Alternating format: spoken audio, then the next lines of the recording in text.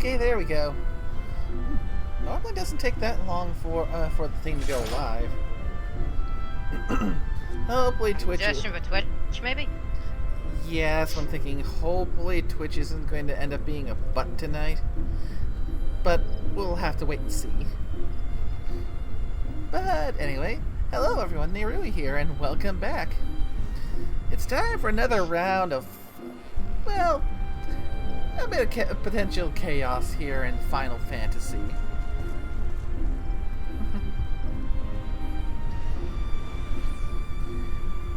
Definitely addressing for the part to fully enjoy the chaos.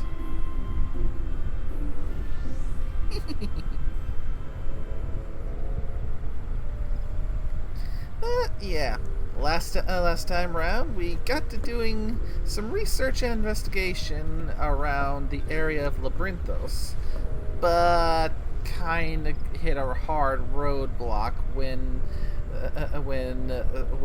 Mr. Levelier, I'm just probably butchering the pronunciation. Levelier.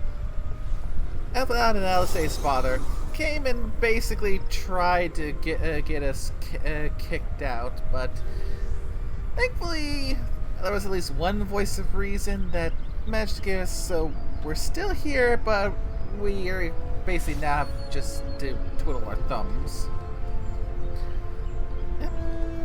The twins did get themselves a nice little upgrade in gear, so there's that. So I'd imagine the next thing is that the two branching quests are going to probably sync up, and we'll likely get to the next part, which maybe we'll finally get to the first of the new leveling dungeons. We shall see.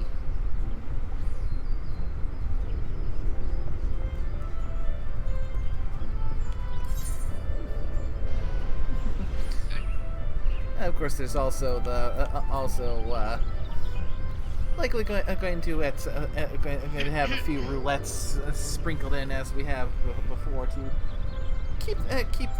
give a nice balance of things going.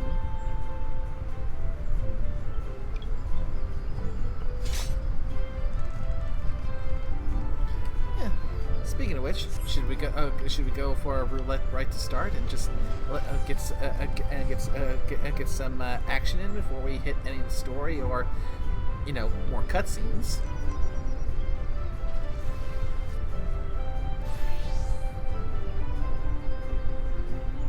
Oh, absolutely not.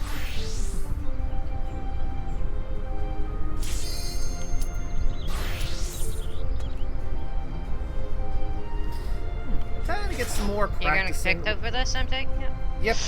Need to get some more practice with it so I can try and get a feel for the rotation.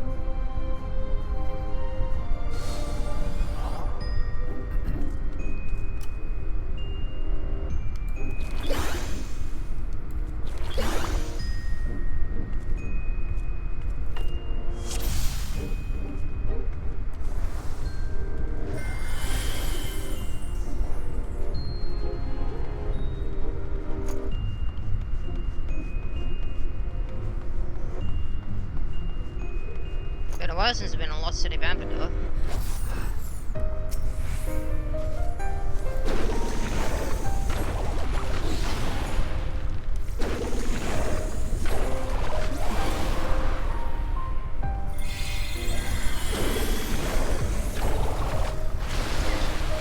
It's definitely a bit of a more peaceful dungeon, aside from all the spores.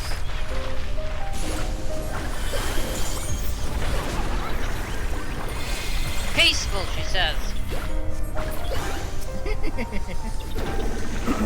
Or at least peaceful to the ears.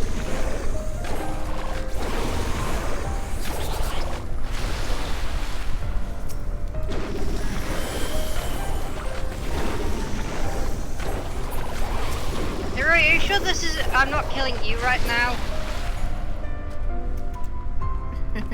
You gremlin.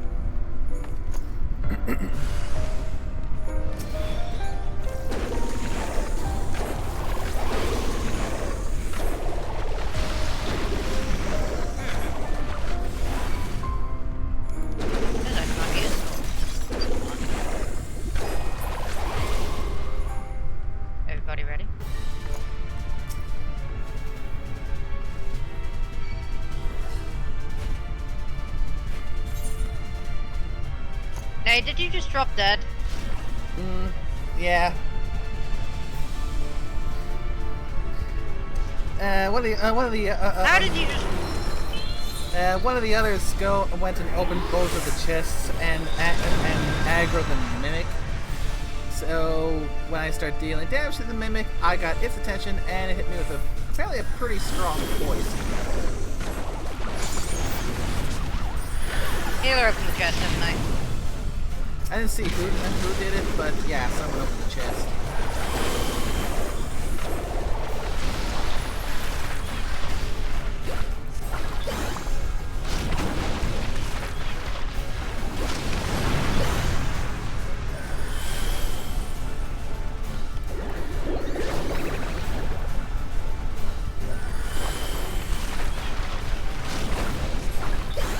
I forgot mimics were a thing in this.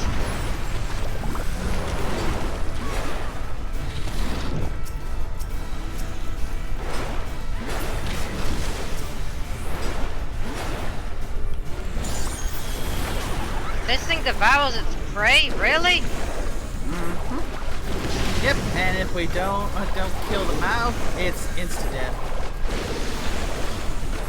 Lovely. You know, I would have something to say about that, but I don't think it's safe to be commenting about on stream. Yeah.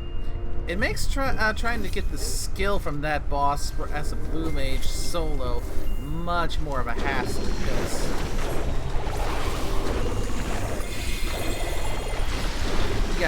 you gotta get low enough to where it can be quickly killed, but at the same time you gotta wait for it to eat you and make sure you got a dot on it so it'll die after it uses the skill.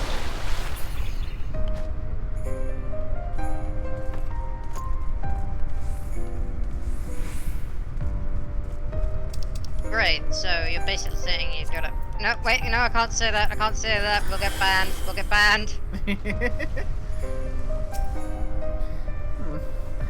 The fun of Loot Mage. Especially if going solo.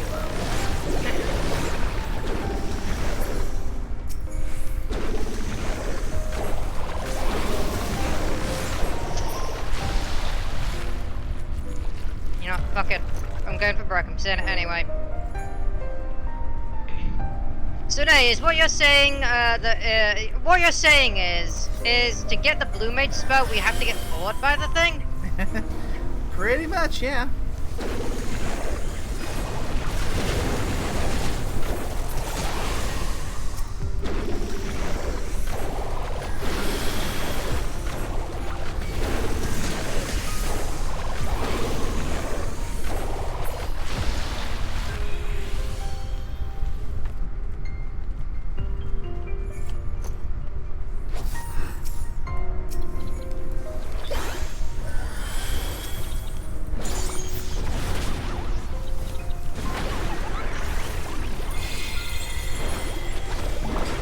Look! No hands! Eh.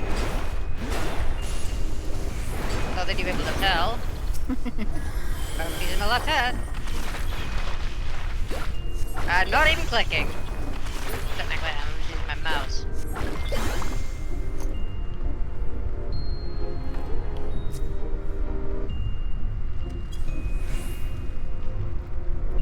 Gross.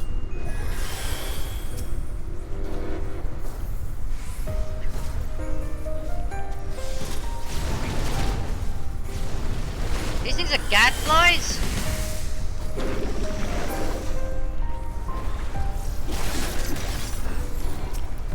They call themselves gadflies, but I don't think they're gadflies. They're inferior. Mimic!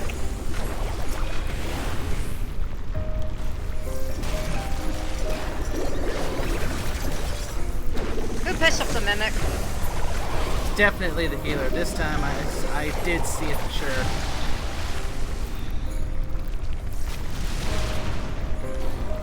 Healer died to the mimic, didn't they? Yep.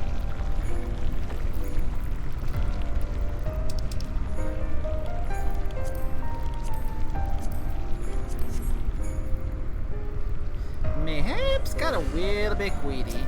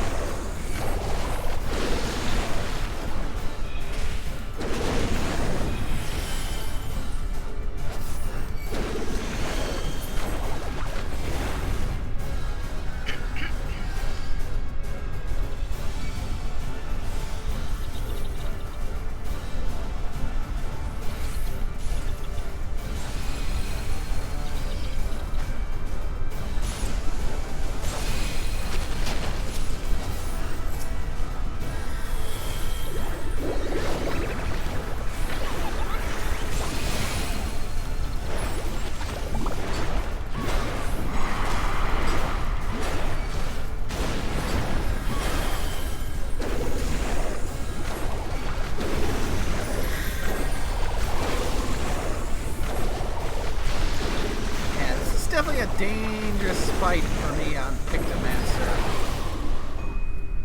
Because, yeah, memory serves, that guy aggroes basically whoever, more or less whoever gets the killing blow on the little grubs that spawn in.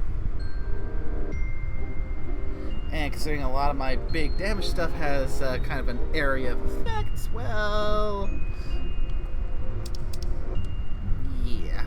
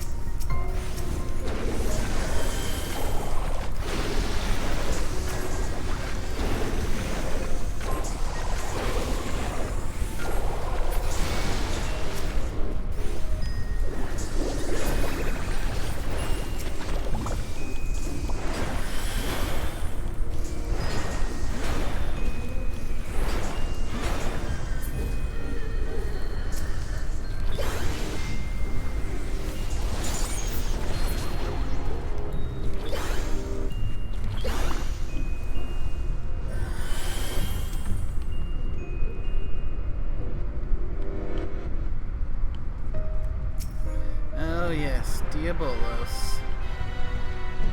AKA, can you remember which are the matching doors? I hate this fight. Yeah, it's a. I've only done Lossery of Amdapol once.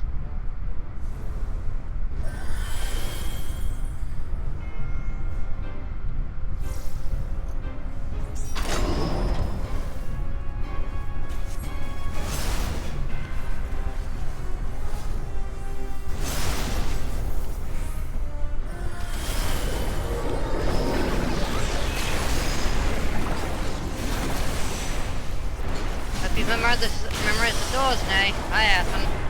I have done the best I can. Hopefully, I am doing alright.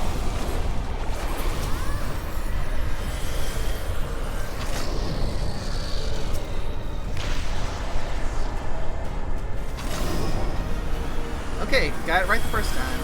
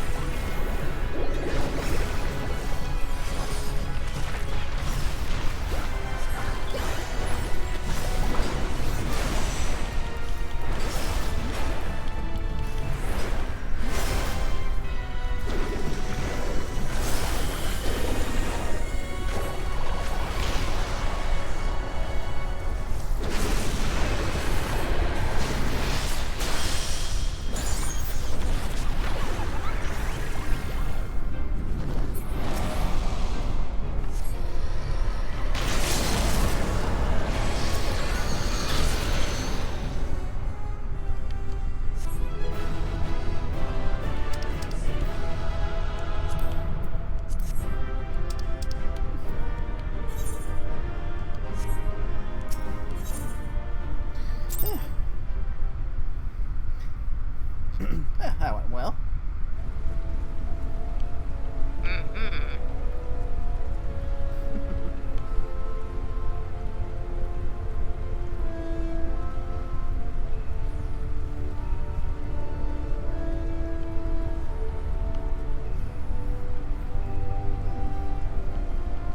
Now, the question is, where to next?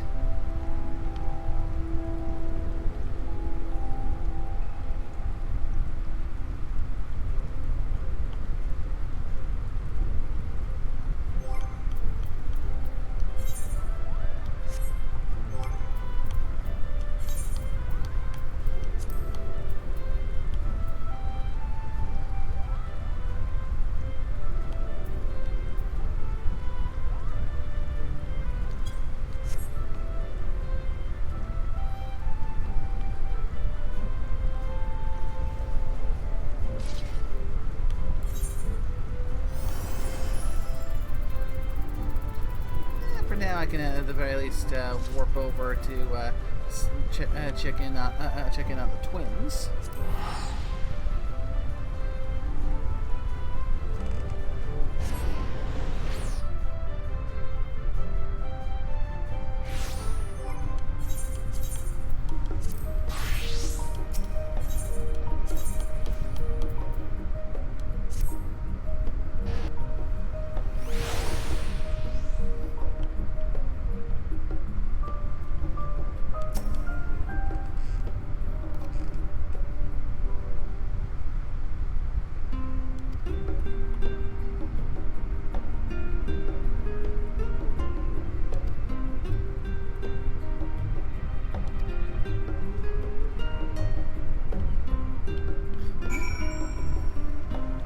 Yeah, this looks like I was right about everyone getting back together.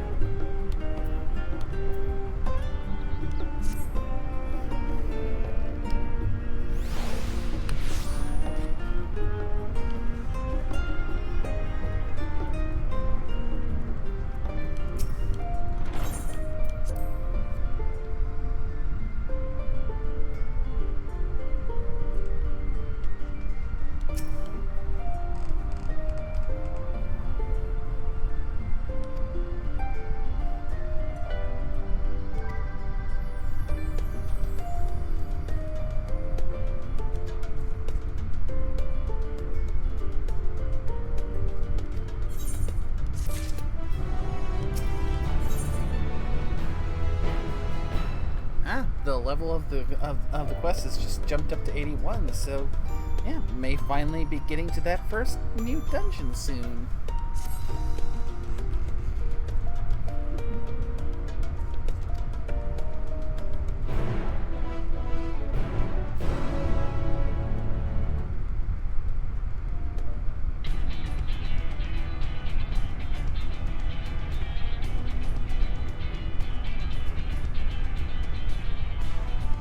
Time in Thavner has certainly been eventful.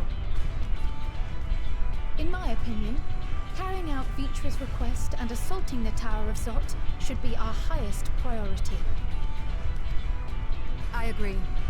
While I still have questions concerning the Forum and their grand undertaking, we have all but exhausted our avenues of investigation.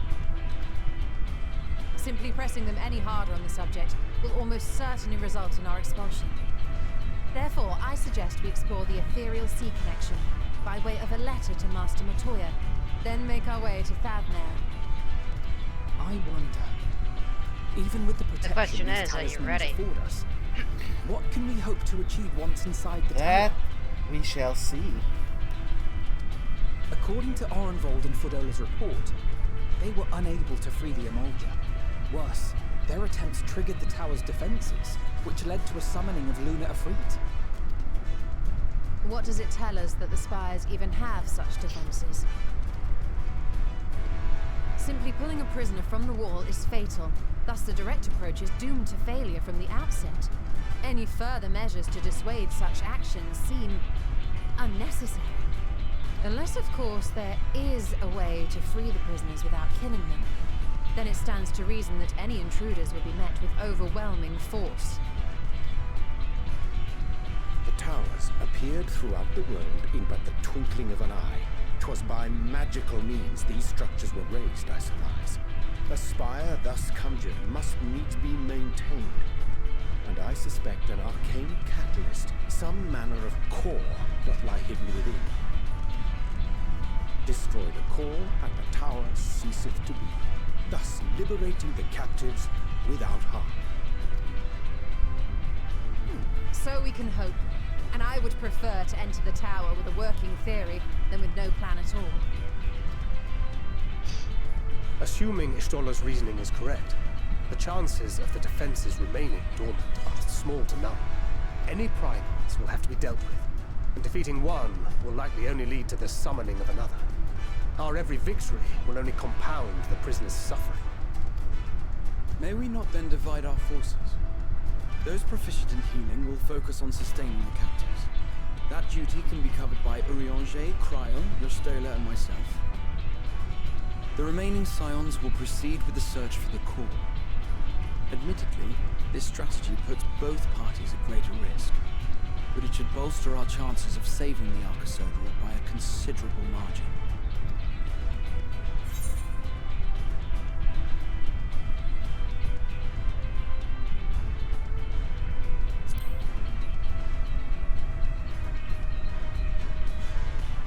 If you're to fight primals, then you'd best have at least one healer with you.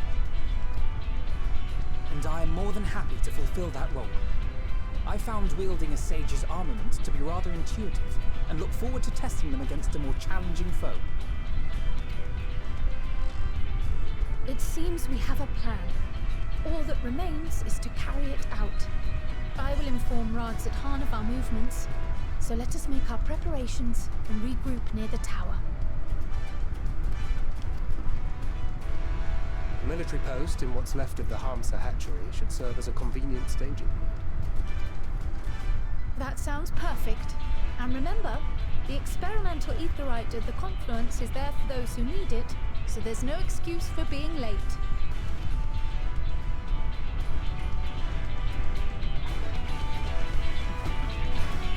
Alright. Looks like the plan is set. Storm the Tower of Zot. Get to the core and destroy it. Storm the what now? Where are you now? In the Baldesian Annex. But I was probably gonna take the opportunity while I'm here to use the cheaper warp to get over to Thavnir, so I can head to the staging point over at the Hamsa hatchery.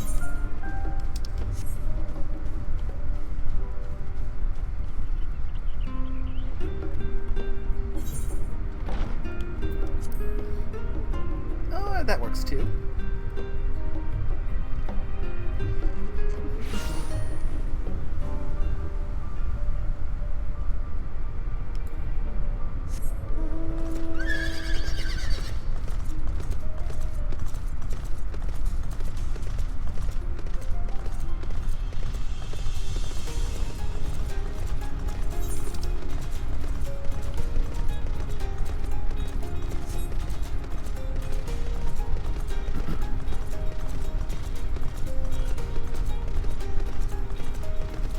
Once I've got access to more of this area, I'll have to start more earnestly searching for the ether currents so I can unlock flying. It'll certainly make traveling a fair bit easier, or more efficient. So you're going to the next dungeon, right? I believe so. Because considering that we're going to be going to into this place, I'm just making a rough assumption that the next dungeon will be the Tower of Zot, or whatever they end up calling it. Where are you again? I'm just about to pass by the Great Work on my way over to the hatchery, which should lead me to where it will trigger to go. I mean, again, I'm making a lot of assumptions here, so I could be completely wrong about this being the first dungeon coming up.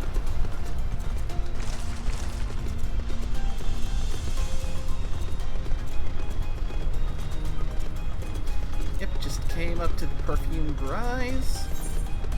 And a little jaunt around the beach, and I should be there.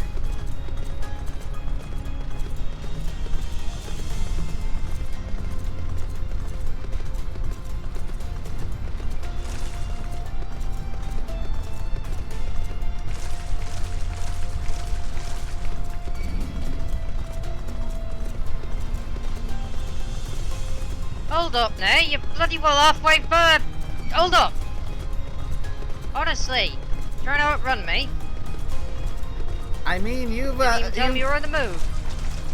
You've managed to outrun me the whole time we've been here because you've got full mount speed and flying. Now I've managed to outrun you. Too late. I've already arrived. Haha! Right, no, actually, I'm here first, because I'm at the dungeon entrance. So, I beat you first. Because I wasn't heading for the hatchery, I was heading for the actual entrance to the dungeon. Oh, you cheeky little so-and-so.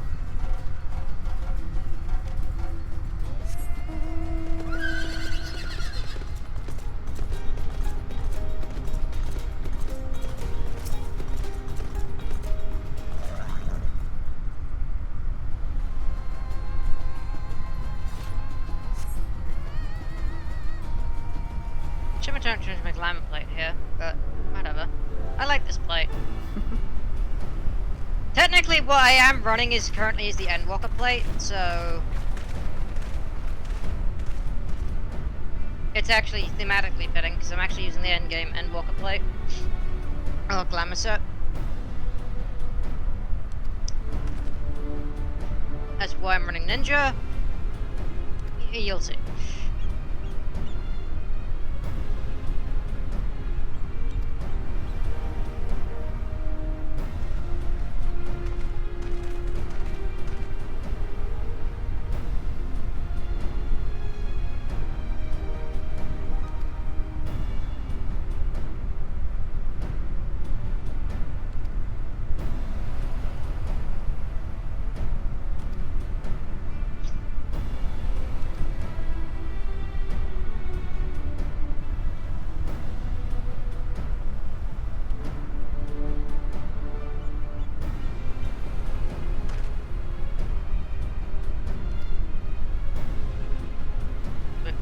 Cutscene to be done, I guess.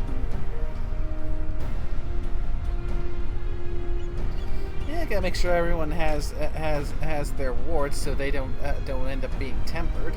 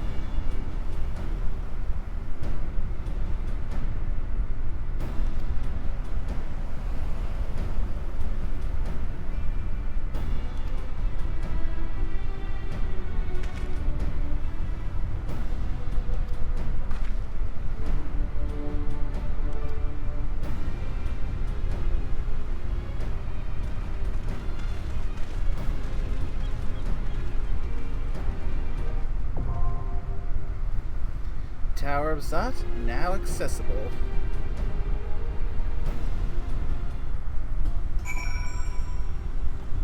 Good to go here.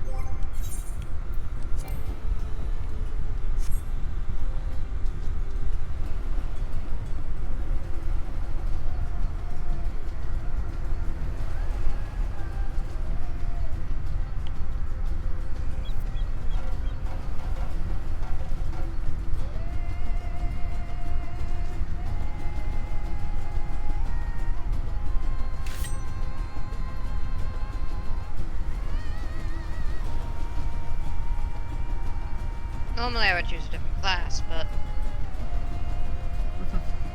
Yeah, that's fair. outside of Viper, I have nothing else to set level for this one. Yeah. Yeah, worst case scenario, while we're waiting, could go and hit some of the side quests over in Labyrinthos. I still haven't touched those yet. I mean, to be fair, there are 2 of us. We're only waiting for a healer and a tank. That's fair, though at the moment it's still giving an average wait time of 12 minutes. So, time will tell.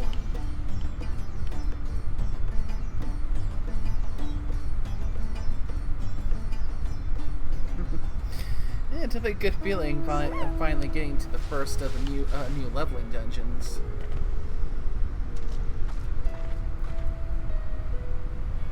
Do you like my mount, Nay?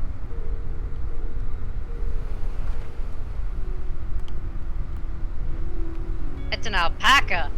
Yeah, I was trying to determine llama or alpaca.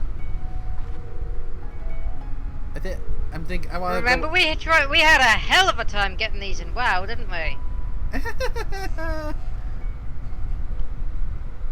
It's a lovely alpaca. Don't you agree? Oh, indeed, indeed. Let's see. It's the closest thing I have that is, well, got at least 1 or 2 things that... one that can go for fluff.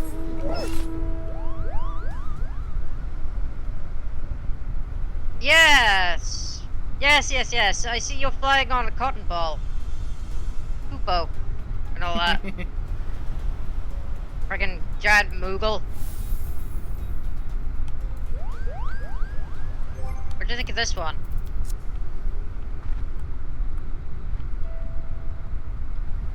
Ooh, that's a glowy doggy. Yee. Argos. Or Argos. Whatever.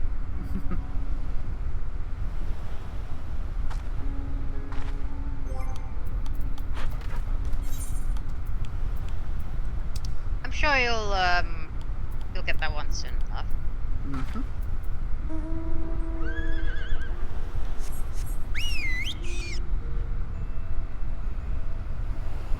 Item shop. I had to. I mean, it's Carby. Who now?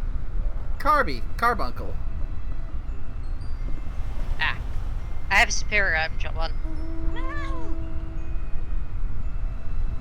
I have the fatter cat. It is superior.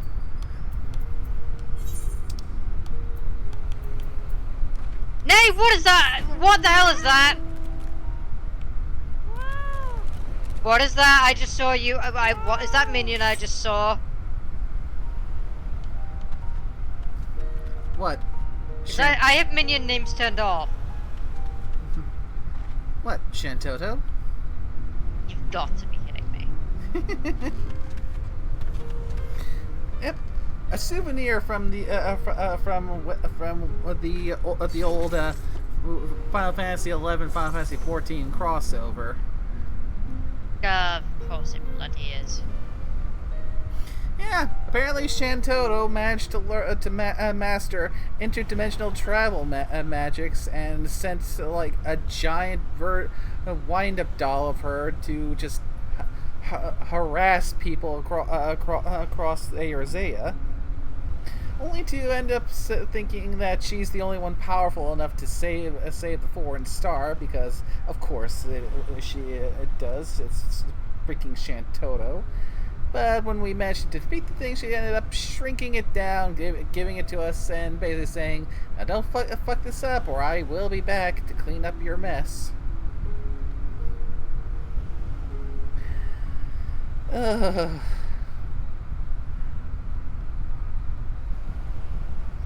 Yeah.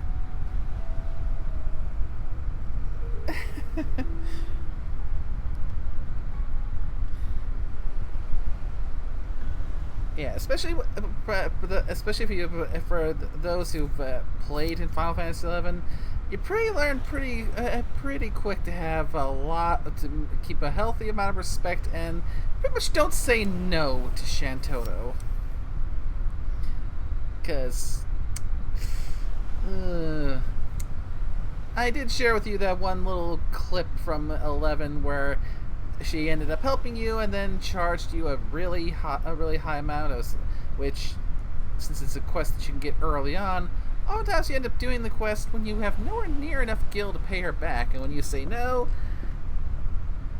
you don't even try to run because she hits you with stop and then like casually casts flare on your ass.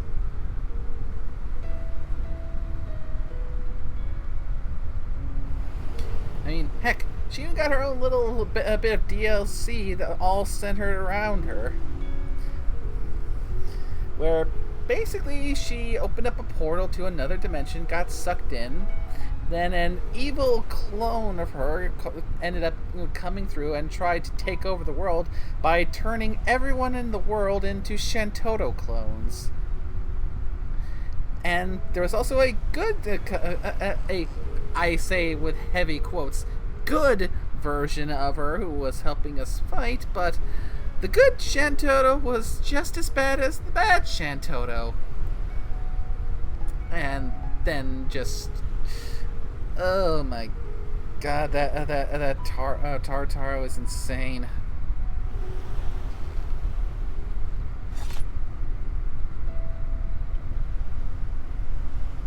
And the thing is, she's got the power to back it up.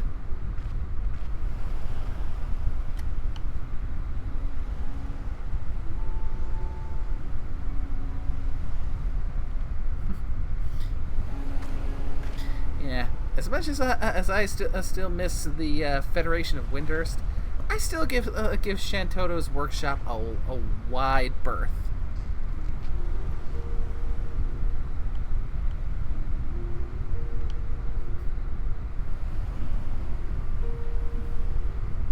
So, Days, what you're saying,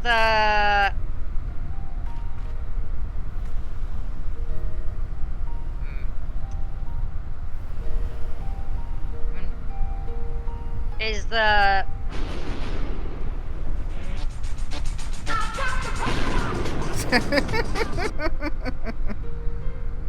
that's the most crappy version of that sound effect I could find, but... yeah. Yeah. In the world of Final Fantasy XI, she is without a doubt the most powerful black mage in all of Vana'diel.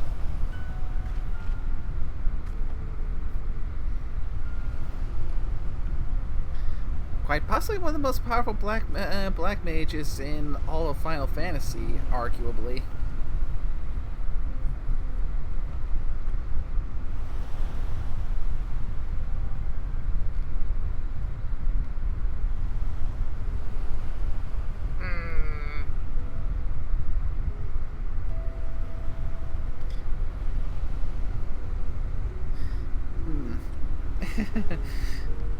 Yeah. That's one of the reasons why when I go with a Lalafell, especially going for running Black Mage main, I try and take a few pages out of her book.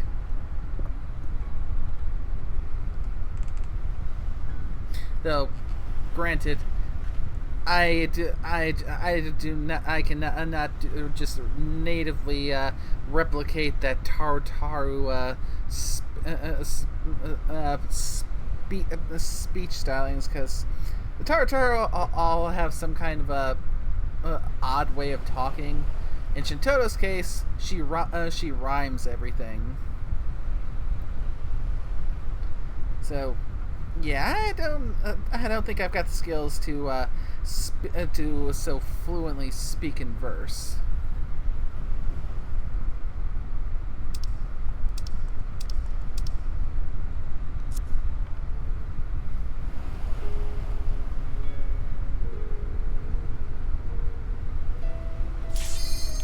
Ah, there we go.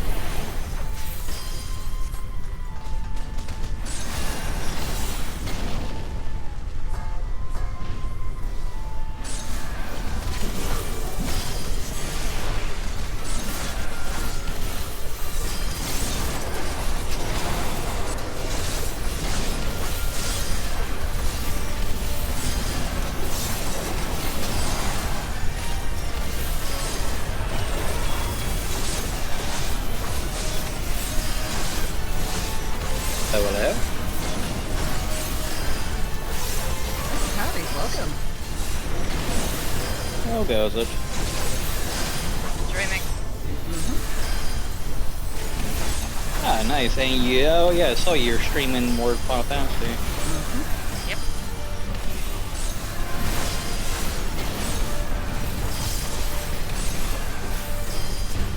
Just wanted to poke myself in, say hi, see how you doing. Yes, so far so good. Good to hear.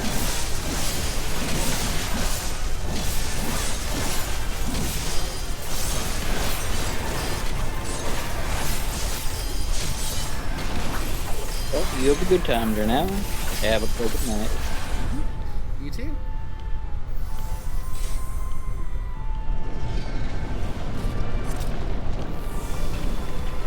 What structure did Kazumatoy do now? After the change of mechanic.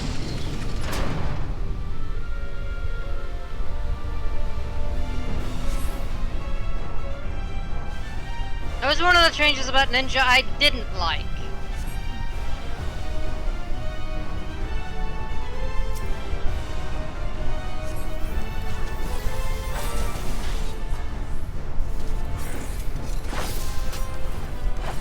It's hard to remember what changes they made. And it's one of the things that really influenced my decision. I could definitely pick Viper instead.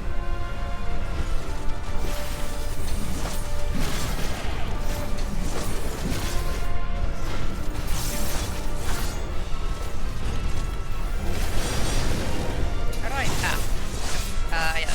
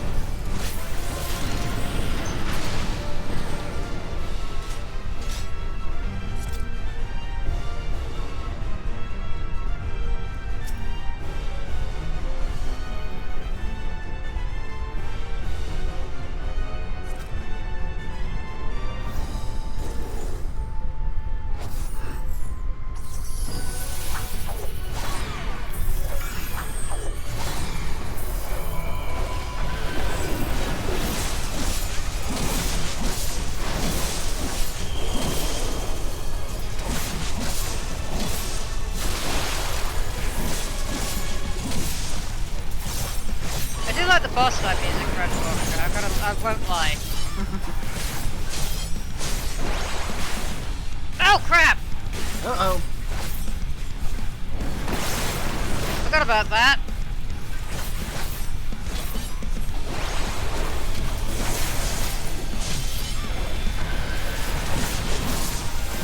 Fair, I did miss time and maneuver there.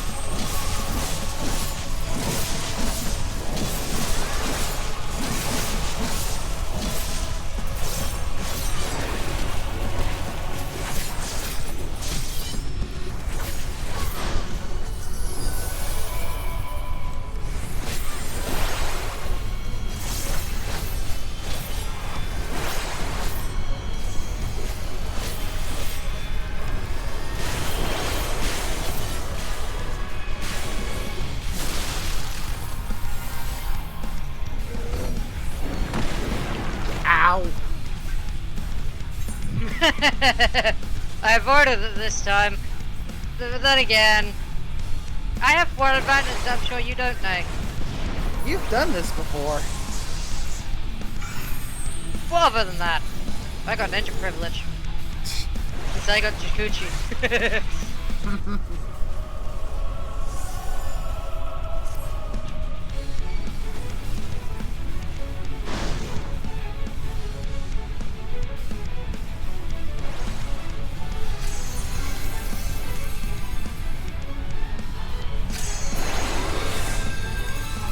Oh no.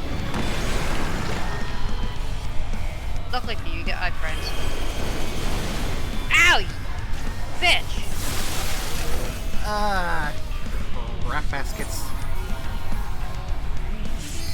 Well, I probably should have waited to take that raise for after things weren't about to get, you know, arena filling.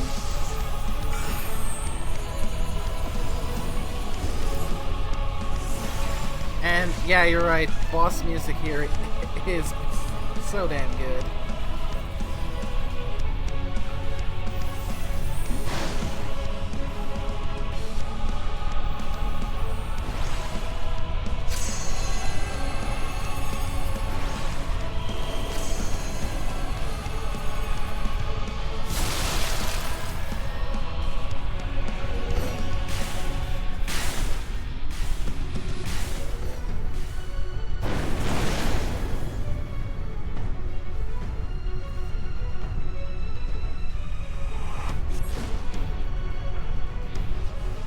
Also, she's not dead yet.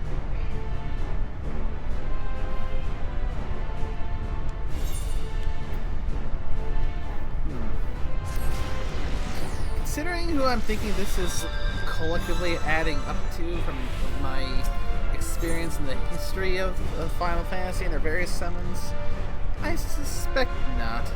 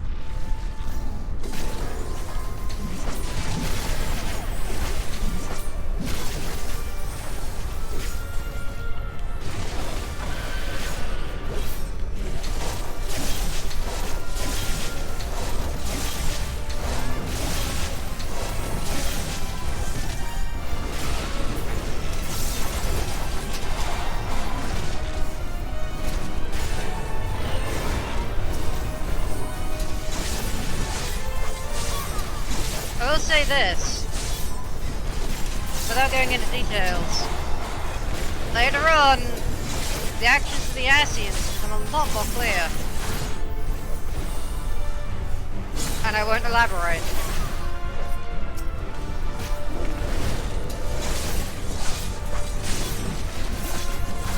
But you remember how Shadowbringers ended, right? Mm-hmm.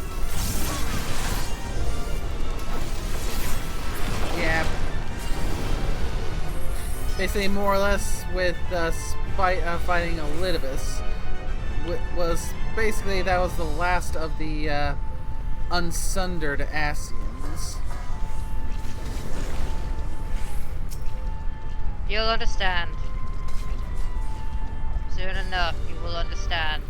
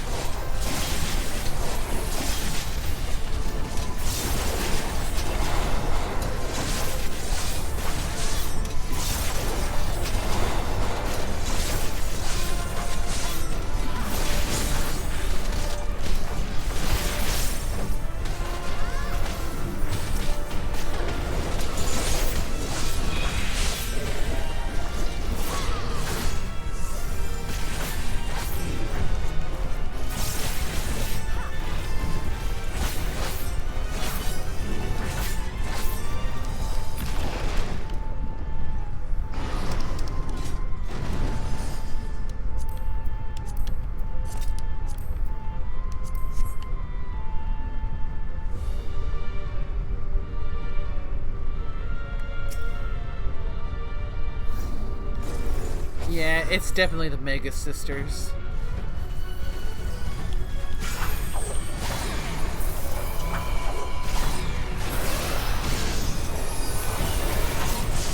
You mean Banaga Sisters? My first experience with them was in Final Fantasy X, so that's where I'm drawing from.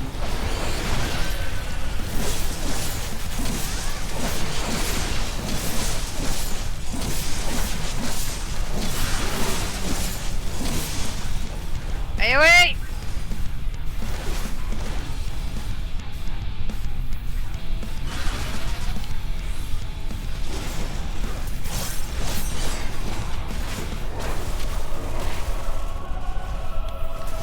No crap.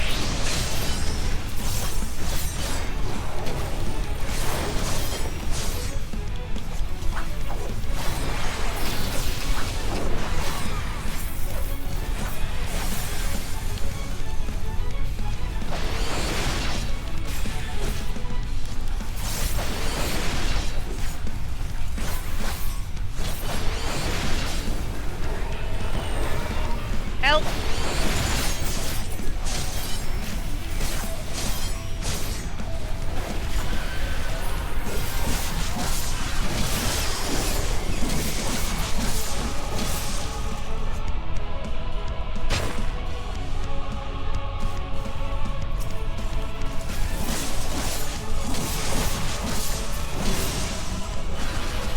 Ah, crap baskets.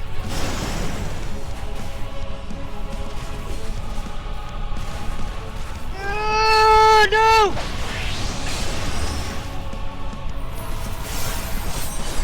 Okay, definite penalties for guessing it wrong. Not really. If you get the right one, all the copies immediately disappear.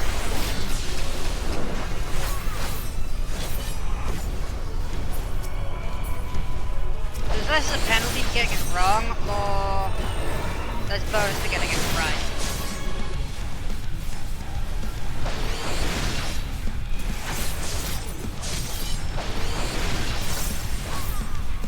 If a single party member hits the correct one while all of the copies are off, the correct one will remove their copies. Just gonna know which one she is. So it'll always be a specific one though.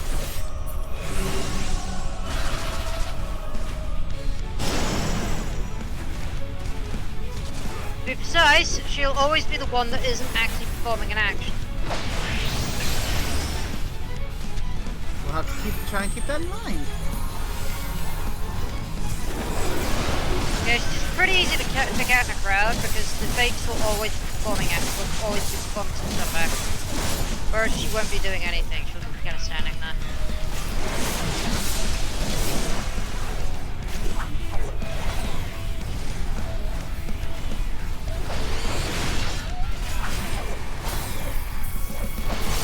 Crap basket.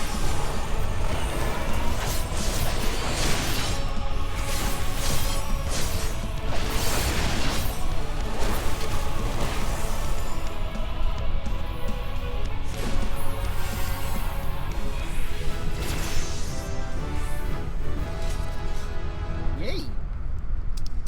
Ooh, Kunai's Bane! New action learned.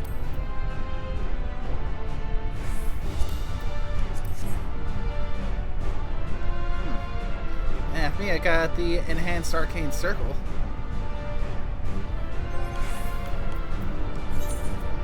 But besides Kunai's Bane, it's just, I don't know what it is, actually. Not leveled up yet.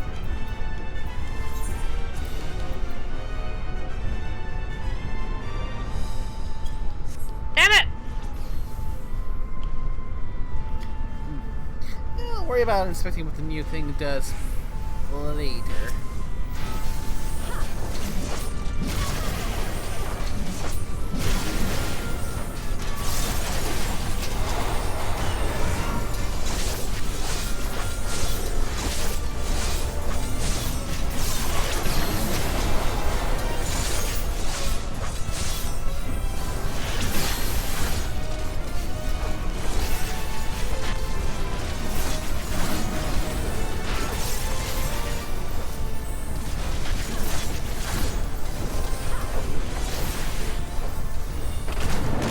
Oh! Kunai's Bane with the strike attack!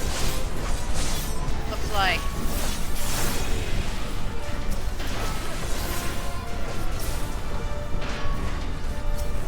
That's gonna be a fun one to try out.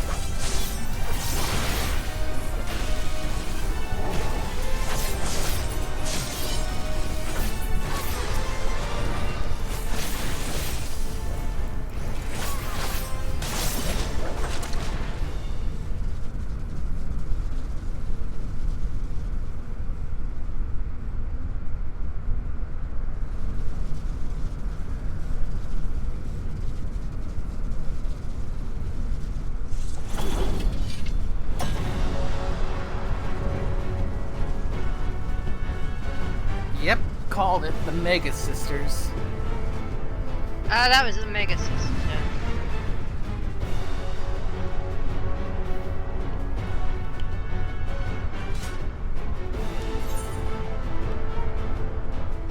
yeah. Now over here.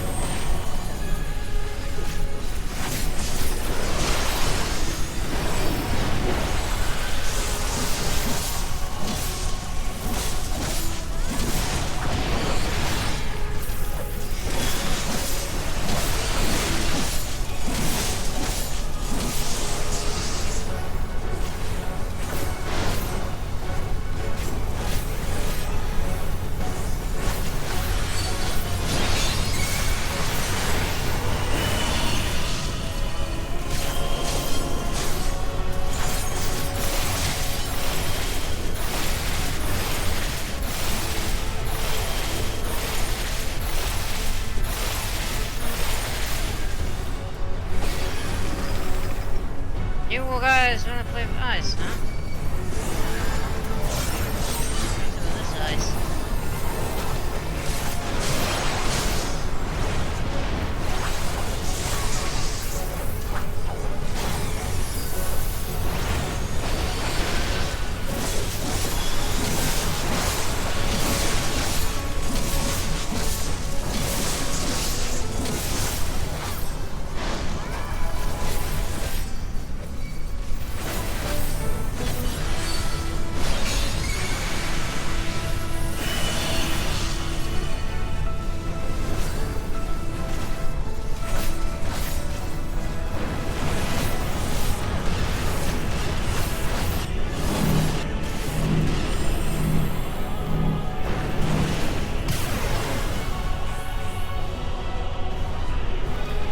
Yep.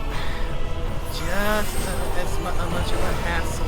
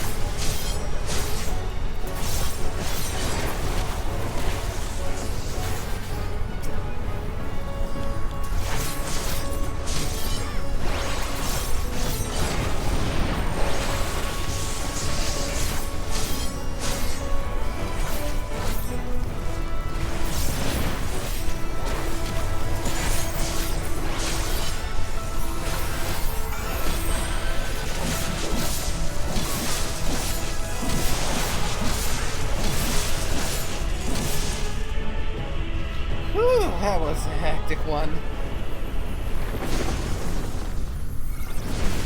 Hectic. I mean, there was a lot going on. Cut me some slack. It was my first time with the fight. Nah. Fine then. That was easy. I don't know what you're talking about.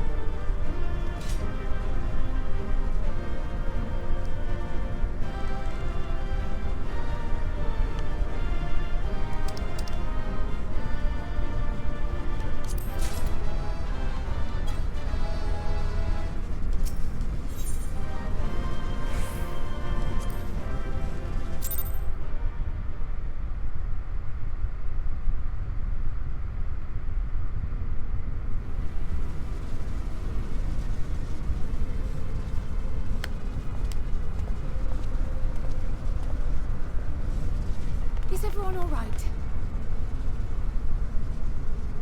We fortified the captives with what magics we could. Have the defenses been disabled? All appears quiet for the moment. Lower floors were disturbing enough, but this place feels wrong.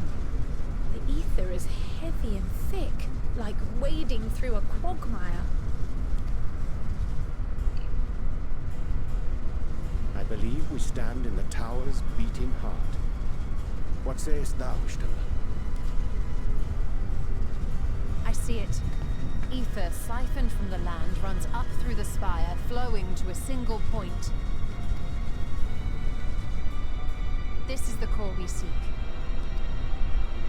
Yet something is off. As large as this structure is, it siphons far more ether than is required to sustain it. 'Tis as if the core is feeding on the energy, consuming it. I need to take a closer look.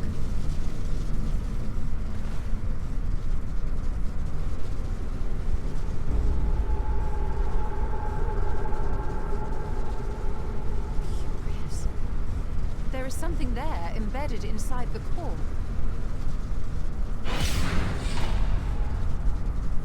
A man's limb. What now? This is what we came to destroy? Yes, if you would be so kind.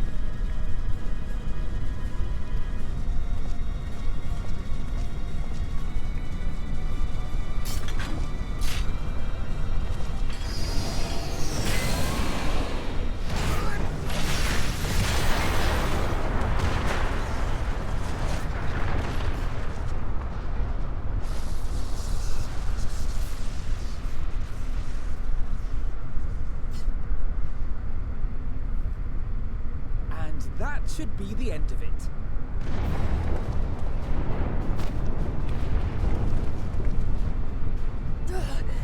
What now? My theory that the tower might come crashing down following the core's destruction doth appear to be correct. Bully for you! And how are we supposed to survive the fall?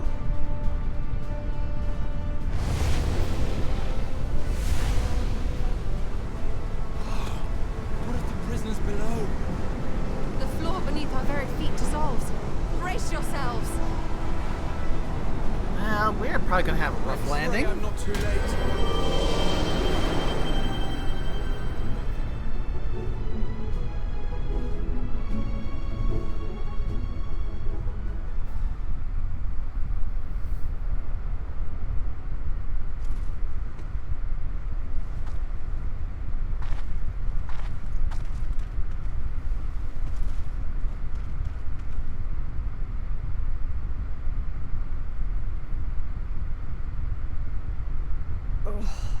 What happened?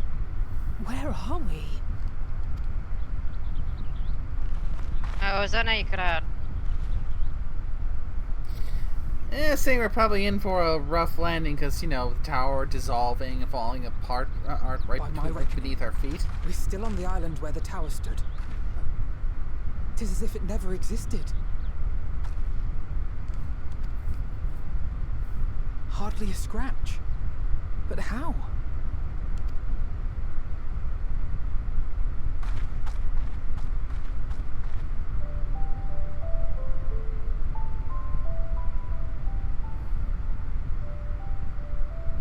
Raha wove a levitation spell at the last moment.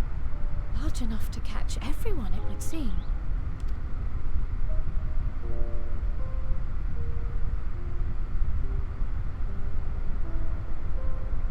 That explains the lack of obvious injuries.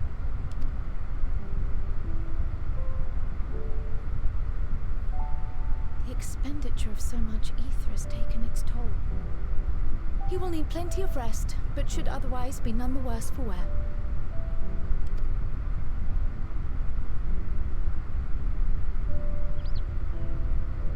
Then the immediate problem is what to do with our new friends here. They'll be much changed for their time in the tower. Even if their bodies are intact, I doubt we could say the same for their minds.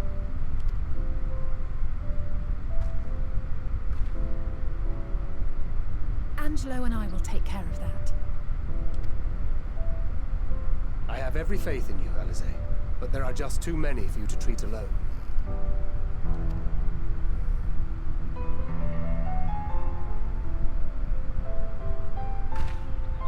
We'll send at once to Eorzea for more Porksies, and call on the local mages to lend a hand.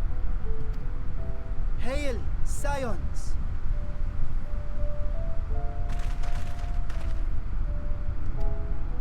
We were watching the tower when it simply disappeared. What happened here? The threat is banished, and thy people delivered. They are, however, in need of treatment, and we of a secure locale and helping hands to assist us in its provision.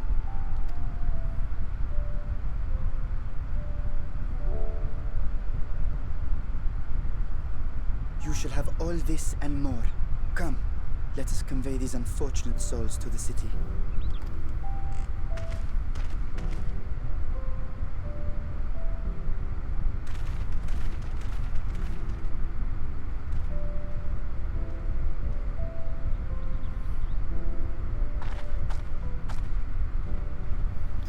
Probably gonna need a lot more hands to carry all these souls to the city.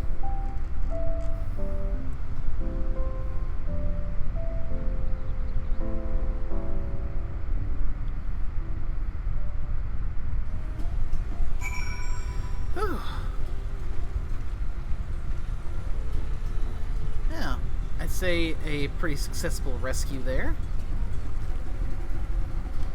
Considering what I'm kind of starting to try to brace myself for, given all the lovely foreshadowing that you seem to be giving Stormy. I should feel like I should probably try and appreciate these wins where I get them. Oh, absolutely.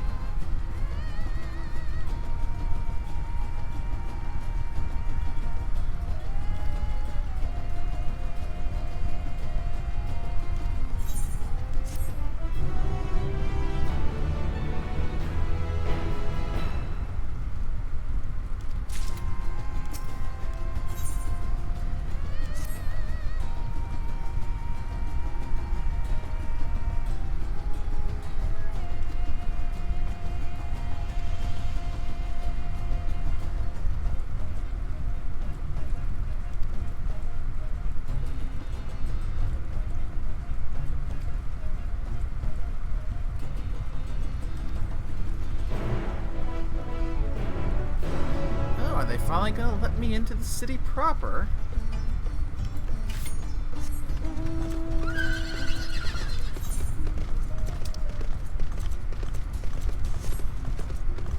Well, when do we find out?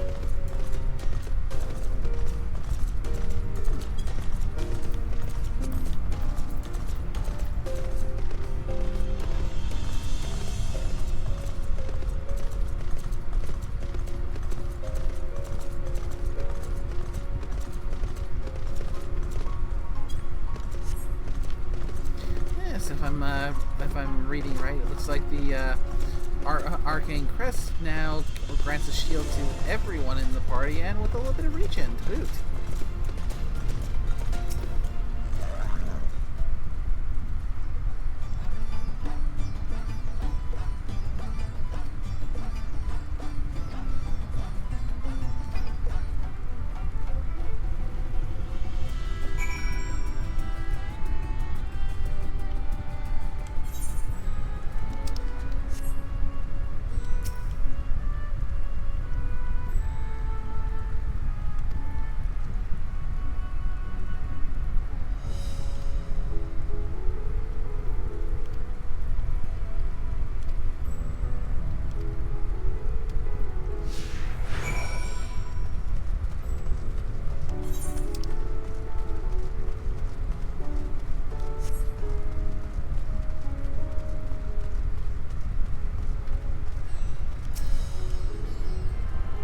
Just fucking walk straight past me. Or rather, walking straight to the 8th internet shard for an immediately to attune. Now, let's see if I can get a Fitting though, don't you agree? Because like the dancer job is from Radzat Han.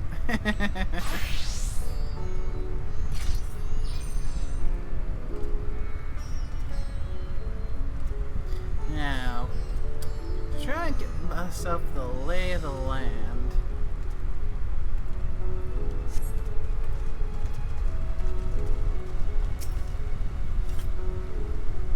You're in a Vax ether, right? Yeah.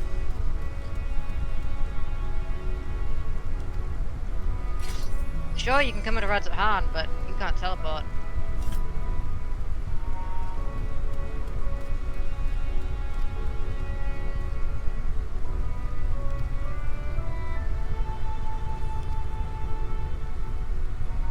I can though.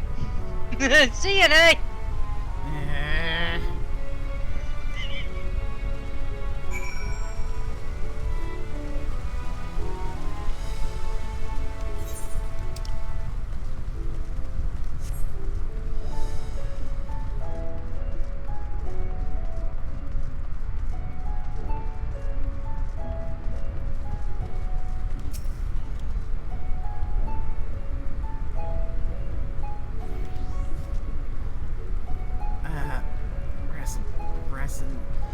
Temporarily disabled.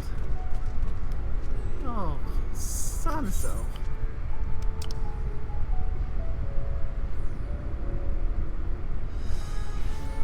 What's the matter now? Can't use ether right yet. Apparently not.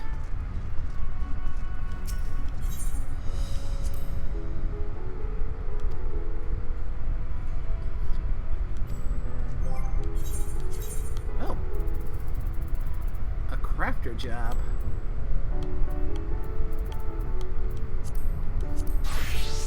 Over here, eh?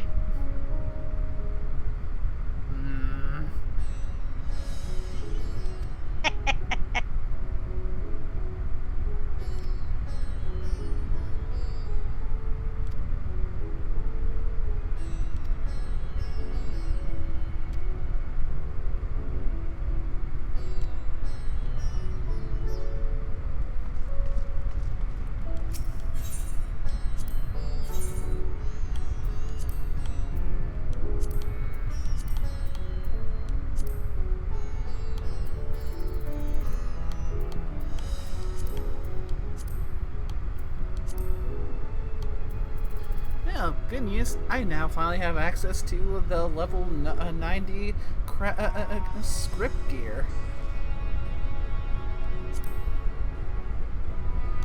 So, let's get started with picking some of that up, shall we? So, the Artful Afflatus set, huh?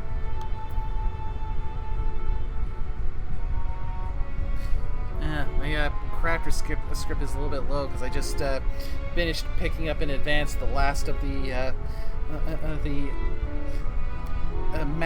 master crafting tomes. So let's start with the crafter tools.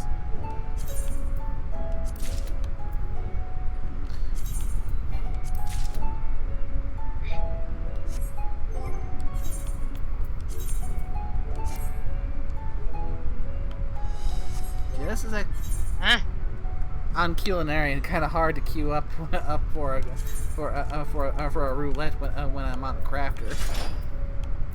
Damn you, Nay! Well, they gave a game. They unlocked shopping for me. I had to peruse the goods.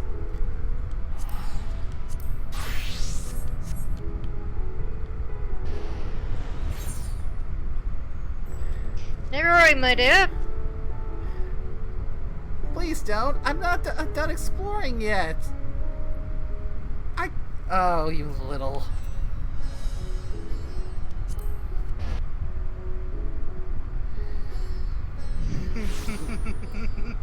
You do realize I'm going to have to go the long way around. Oh, and fuck! I had a Stinian in tow, so now I have to go grab him again too.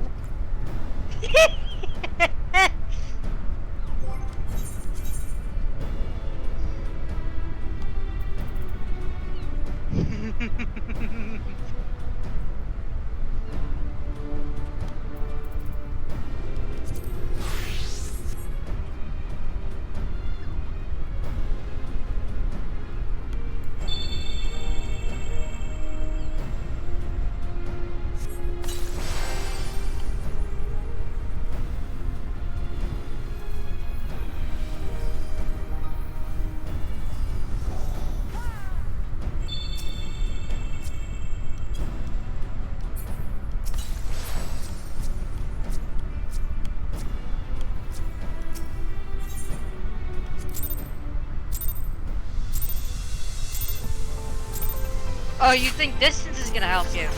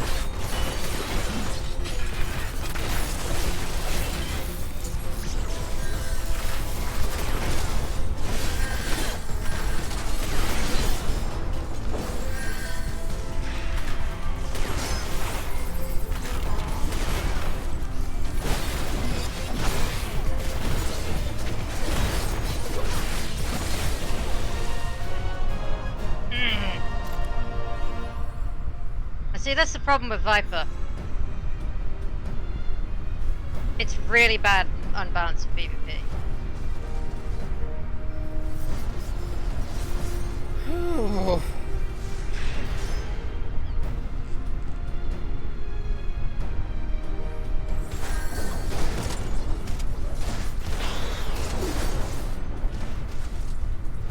Now, White Mage, on the other hand,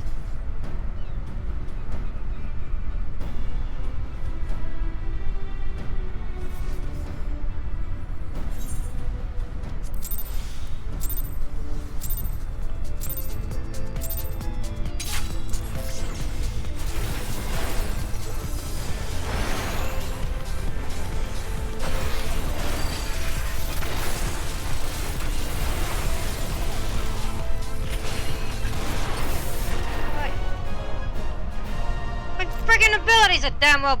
What the hell? Fucking goddamn cast bars all over the fucking place.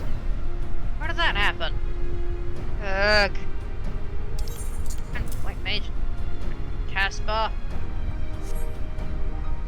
Why does it always fuck up my cast bar? My cast bar is all over the damn place. Why do I have nothing on stop? Oh, lovely. Yeah, my cast bar's broken. Oh, dear. Okay. Ugh. Thank you, you friggin'. It moved everything around in my cast bar. What the hell?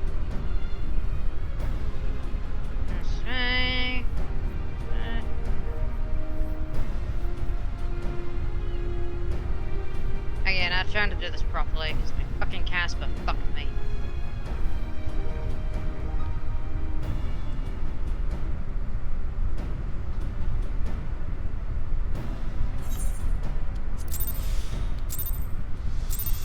Kind of white mage Casper being all over the damn place. Oh, you didn't think that was gonna work, did you?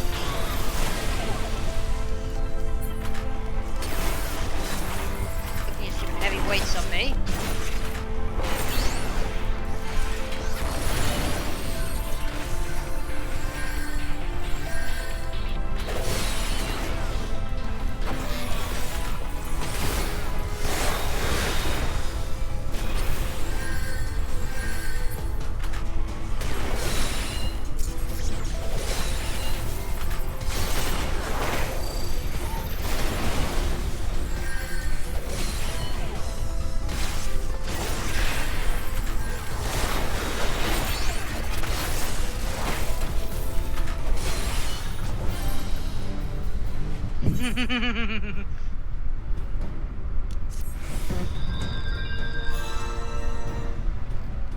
Yeah, it is just a lot more effective in PvP than people give it credit for.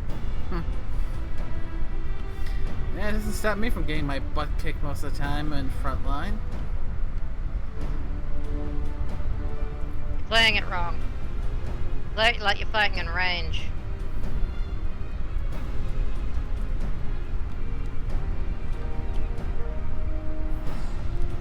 I don't know.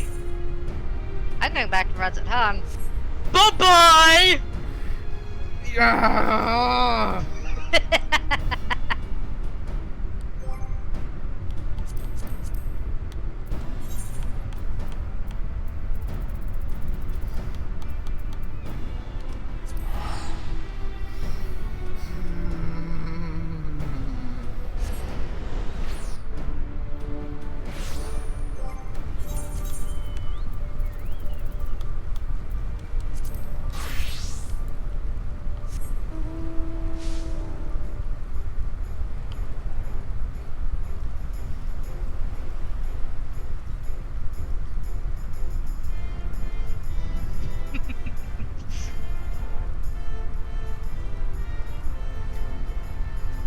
Payback's a bitch, ain't it?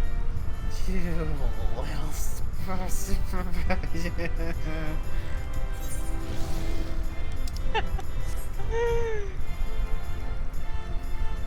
You know, mate, I'm just gonna do one little thing. You can't see it right now, but I'm doing a particular hand sign, and it's not flipping you off.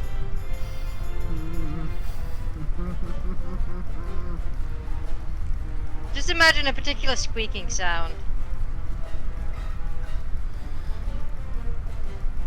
You know the one I mean. I think I might have an idea. Yeah, it's associated with a particular animal.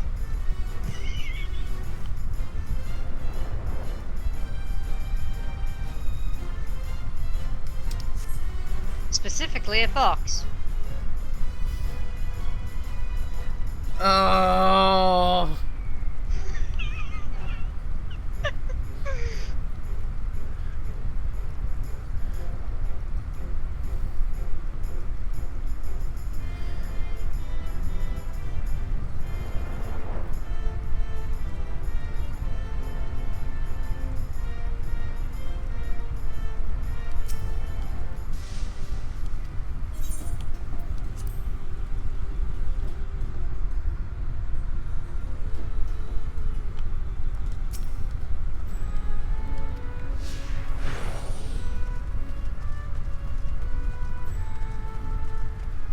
Well, I'm actually on a combat class, so I can save any potential crafter shopping for later.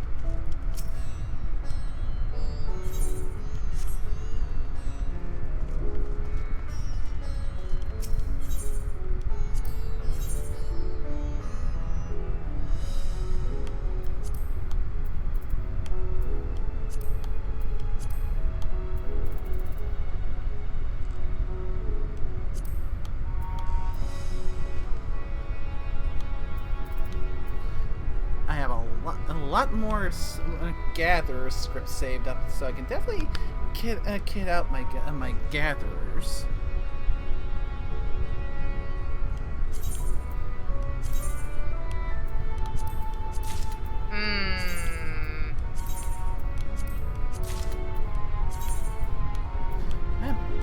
I might as well spend it since I got it. So you're saying smoke him if you got him? Yep. I mean, my botanist is level 93, so it can definitely stand for the gear upgrade. Hey, Nay, over here!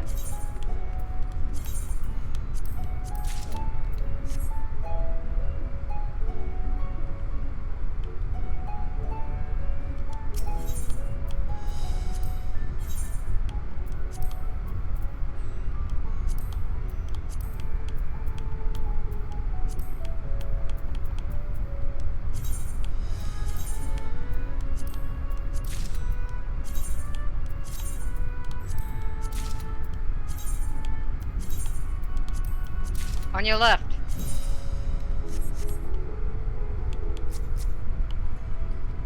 Okay, you know what? I'm gonna do this properly. On your left.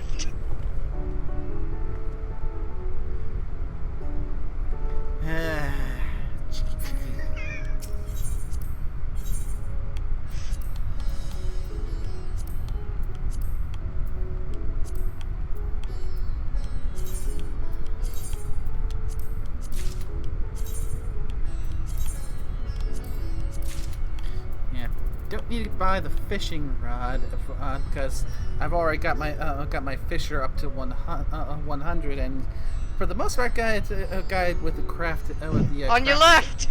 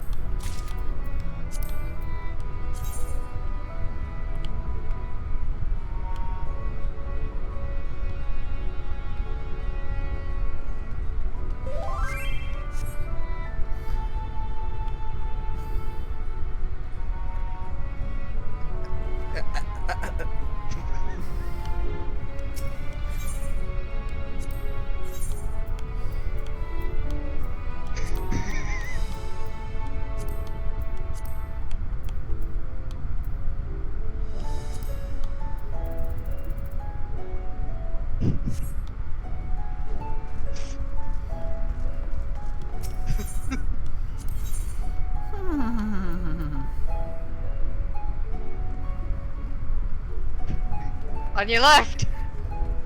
Oh. Just focus on the shopping. Don't focus on the gremlin.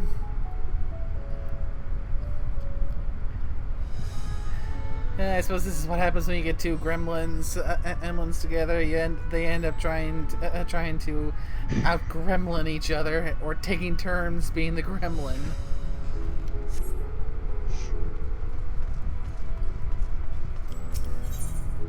On your left.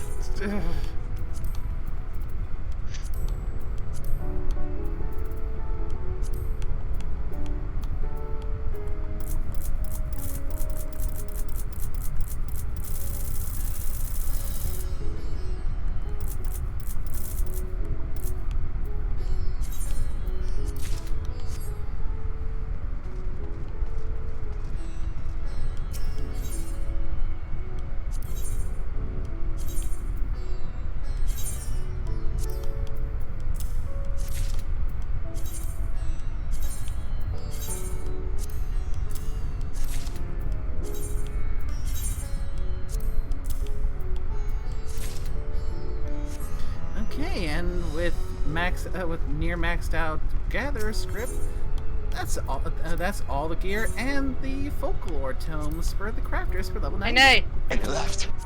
Yeah, I grabbed the fishing rod too, just in case for glam purposes. And I am now completely spent all my gatherer's script.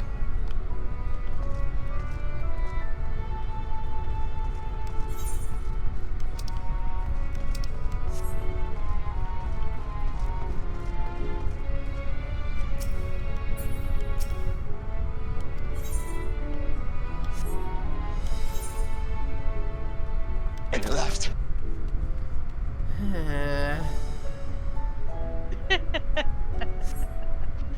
Hey, it's your fault for deciding to go shopping with, for a place I could just teleport between.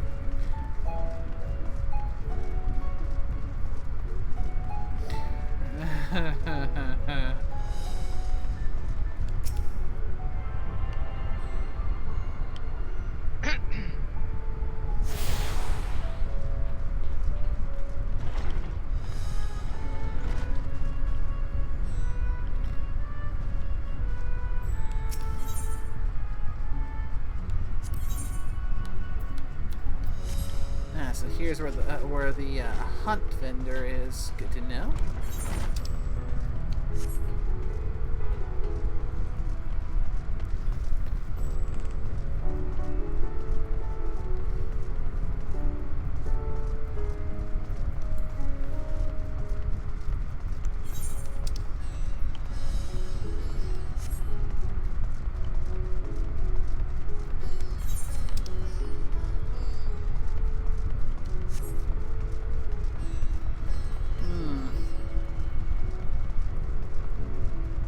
Still no sign of I don't think I've gotten to the point where I can go and spend my tomestones of poetics, because yeah, sitting on a full stack of those, and those are getting ready to burn a hole in my pocket.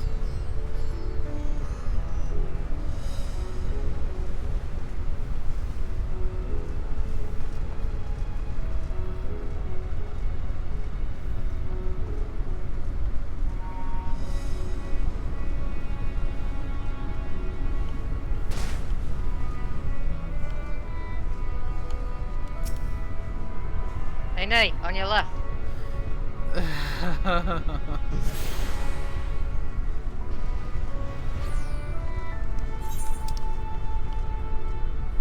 Hey, it's your own fault for taking so long. You have to find ways to amuse myself and the stream somehow.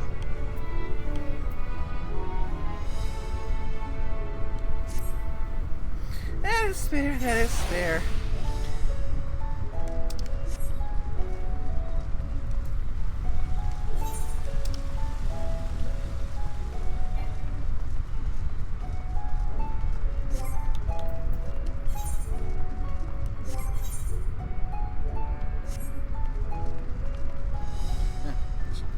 Should probably make a little stop at the vendor, since at the mender, I mean, because the earrings are getting quite low.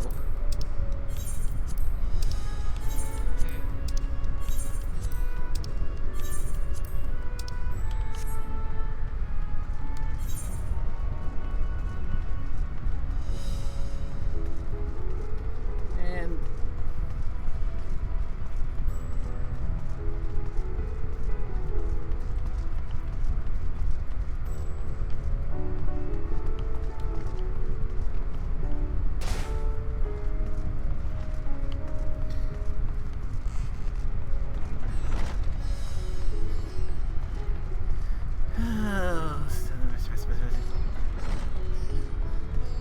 I mean, it's still this thing that takes a bit of time, but the classic bit of first time in a new major city. Getting... On your left. Ah!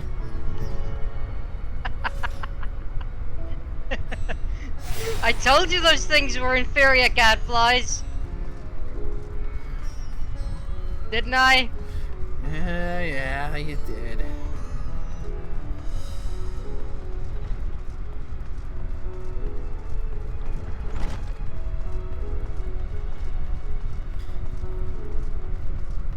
Well, one way or another, I'm going to get that Aethernet set up. But Hey, Nate.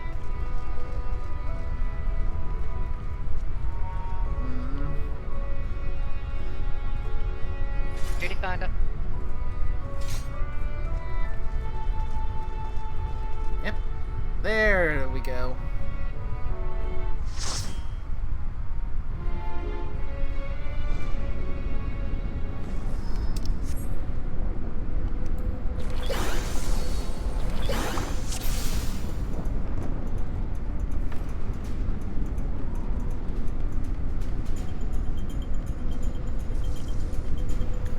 Definitely been a while since I've been back here.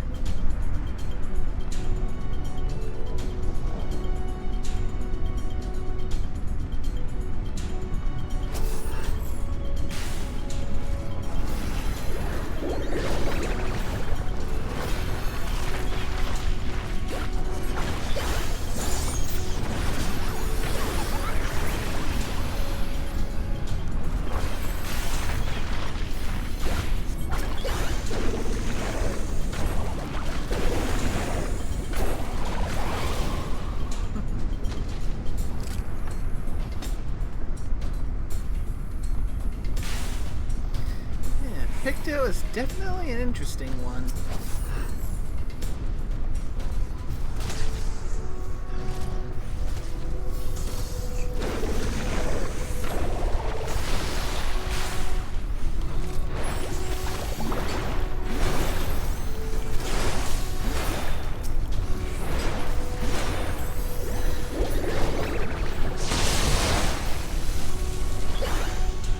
Man, I can't wait for a chance to stock up on some coffee.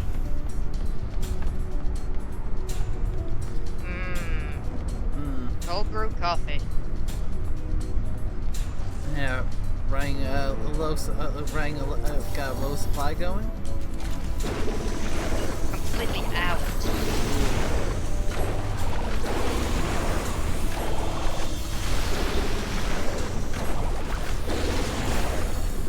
I know eventually people build for tolerance to caffeine, but the taste's what gets me up in the morning, you know? Even if it's a decaf. I mean, I don't do decaf. Decaf. Yuck. Drink it for caffeine. At least in part. I feel like I'm under-leveled for this. Well, technically you are the only one who's not currently level synced.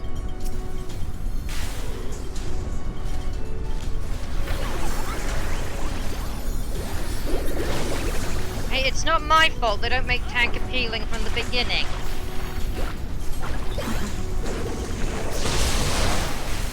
If people had told me tanking was this frigging easy, I would have started it from the beginning. Or at least if I knew how to tank in raids and such. How do you tank in raids anyways? Is it any different from dungeons? And there's definitely a bit more, focusing on the mechanics and moving the boss around, plus tank swaps. Panics? What do you mean panics exactly? Yeah, like pretty much one of those biggest ones being tank swaps because oftentimes when you're tanking you'll be hit with a debuff from the boss that will make it so they start hitting harder and harder. So eventually at a point the off tank will have to take them off of you because your stacks are getting too high.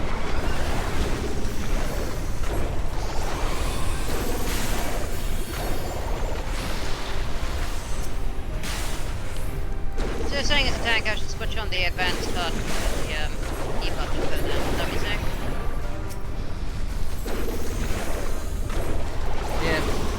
If the encounter involves the need for a tank swap, probably a good idea to keep an eye on the off tank stacks. Yeah.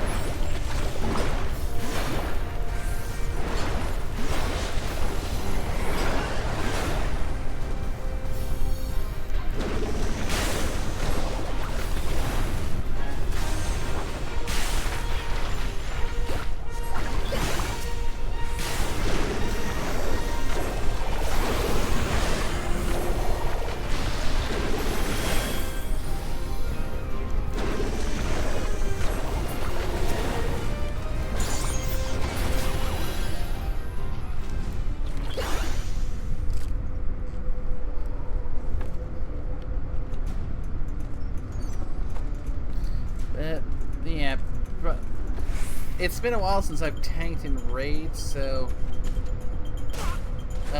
you could say just knowing the mechanics of the fight is important for any role, because Well, that goes without saying. That goes without saying for any kind of combat. Knowing the mechanics, it's, like that's just combat 101, honestly. If only there were more people who understood that.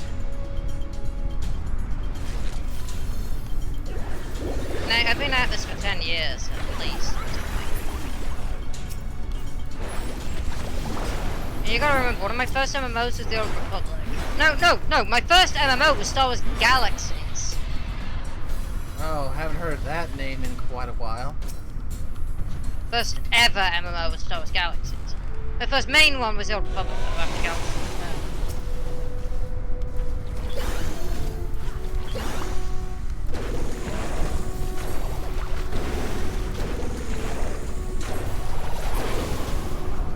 Like, first mainstream MMO, like, after the death of Star Wars Galaxies, was absolutely the Old Republic.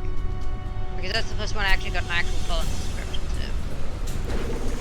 Then I joined the auspices in World of Warcraft Classic.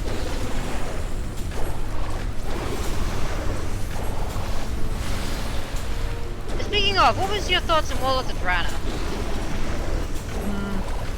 Warlords, that was one of the ones where I kind of fell off of it, because the whole base management mechanic kind of just got boring. Yeah, it got real boring real quick.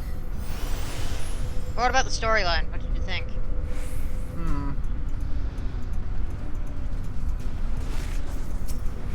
For what I did experience,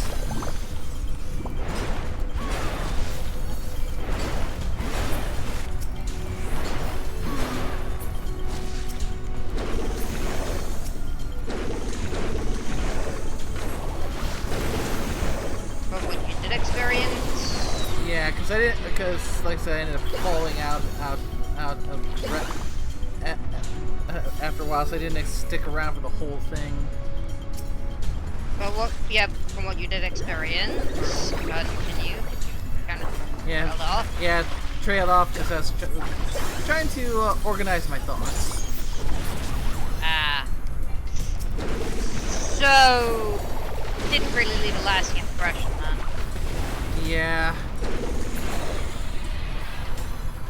So would it be fair to say in your assumption that you felt like Warlords of Drana was one of the weakest expansions? Yeah, I'd probably have to say so. Yeah, I kind of felt so as well. Like, even though I came in, like, afterwards, during Battle for Azeroth, while I was leveling, I didn't really feel it. The base building mechanic was interesting and all, but if I wanted to play a I want to play a mobile game, I'll play a mobile game, you know? If I want to play one of those base management mobile games, why should I play a mobile game? Like, it really was not good for the okay, the story from what I played was okay, but like, it really got gated off by requiring you to do way too much in the base building. At least Legion handled that particular aspect better. I was having a conversation about it today, and I felt like my entire point was being misunderstood. The problem isn't the story was bad, it's the fact that it basically gates you off. You know, you can't free trial or no, you're basically being gated off from doing anything unless you focus primarily on base building. Yeah. I mean, it's not just that it was an old expansion. All the expansions after it included that. It got really bad on Shadowlands. It's like all of the expansions have a really bad problem with gating you off from the rest of the content by forcing you to do the equivalent of the base building mechanic or the troop management mechanic. Battle of Azeroth was kind of took it easy on that, but Shadowlands, when we get past that, when we get into a Covenant, that's not gonna be fun. At least it didn't instance us out anymore, but still,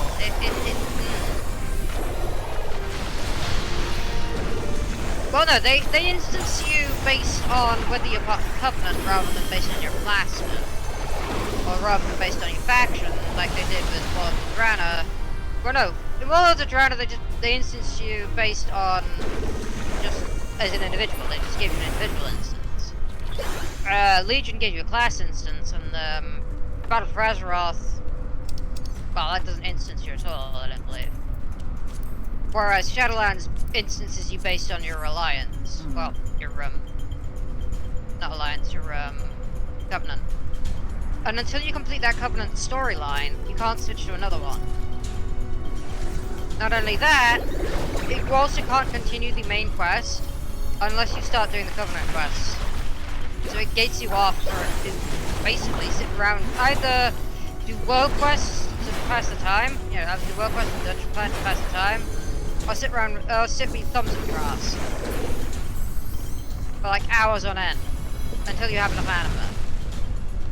It really gates you off. It really time gates you off really badly.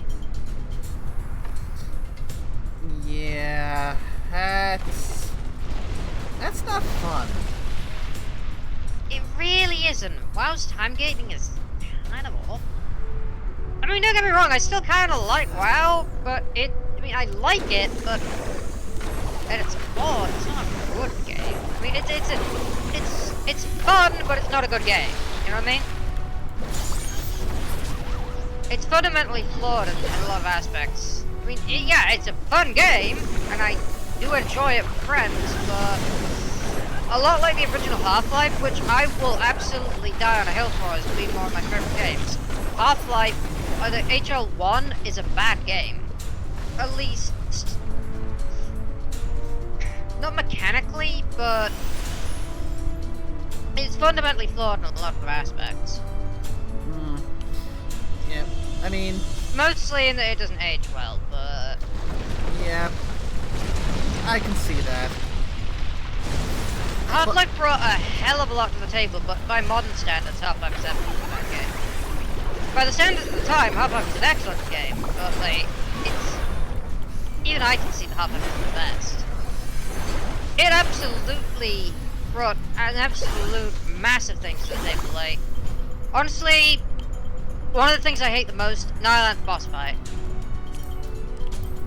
Right at the end, the final boss, the Nylanth, that's a bad boss fight. It doesn't explain, it doesn't even show you the mechanics very easily. You have to kind of figure out the hard way that you have to destroy the crystals in the Nylanth's chamber so you can even hurt the damn thing. And it can kill you within seconds if you're not in cover. It's not a fun fight. It's an excellent final boss, don't get me wrong. I mean, as a final boss, it's got the expected level of toughness, but the Nylanth is not a fun fight in terms of just how kind of broken the jank is. It's tough, and you can cheese it if you know what you're doing, and I do know what I'm doing. I've got like about almost 30 years of experience with the damn thing. I mean, I've been playing that fight since I was playing Half-Life since I was like maybe 5? Something like that.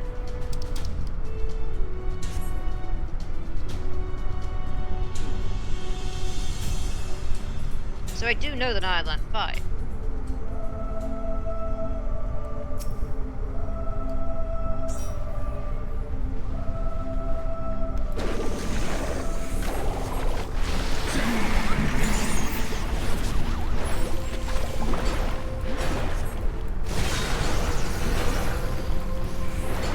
It's just not fun. It's the giant alien baby with a flower petal head is not a fun thing to face.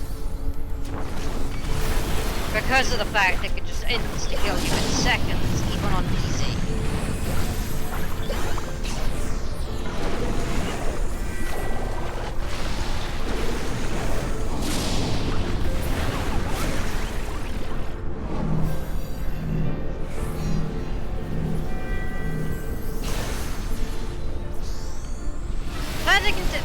forcibly teleports you out of its chamber, though. That's a nice effect.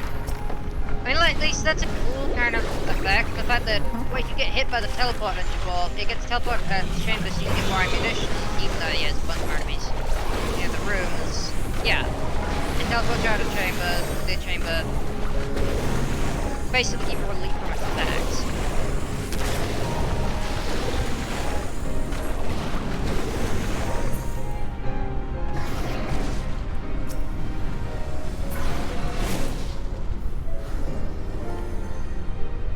But if you don't get hit by the energy ball and instead you let one of the energy balls slam into one of the into what you use for cover instead, it's a autocon, that's a really neat mechanic.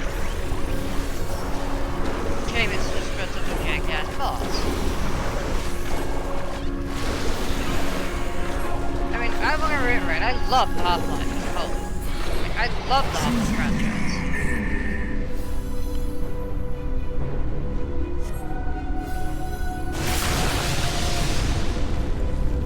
Half-Life 1 was, it was rough. Yeah. I've played a little bit of Half-Life 1, and yeah, I can definitely see where you can see However, I will always die on the hill that Black Mesa is highly inferior. It tried to remaster Half-Life, or at least remake it. Remaster, tried to remake it, and no, they did not do a good job, I don't think. Don't care if people think it's a hot take. I did not like Black Mesa. I quit during unforeseen consequences of all things. I didn't even get to Office Complex, I was so pissed off about it. Yeah, that bad, huh? Mostly because they tried to add a barnacle in a place that really didn't need to. And it's like, I've only got a fucking crowbar, no gun. I get that you're probably trying to show me how, like, you know, how to use the barnacle making technique. But at least give me a gun by this point so I can defend myself from things like Hound Eye. There was a reason why Mesa gives you the gun with the environmental storytelling at this point in the damn game.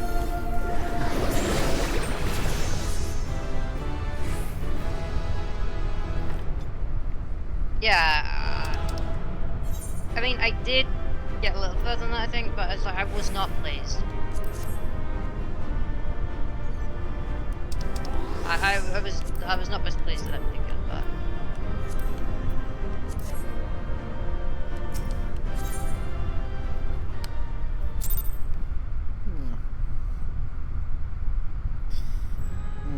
So yeah, it sounds like definitely want to stick to the classic version.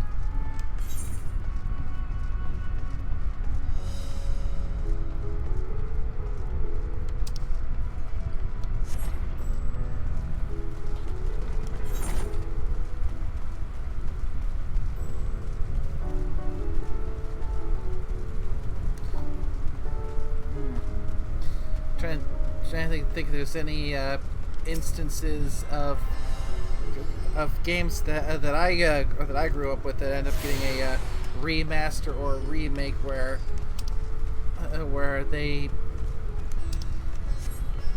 what they improved didn't necessarily win out over the stuff that they messed up. And yeah, first one that comes to mind now that I'm thinking about it, Conker's Bad Fur Day.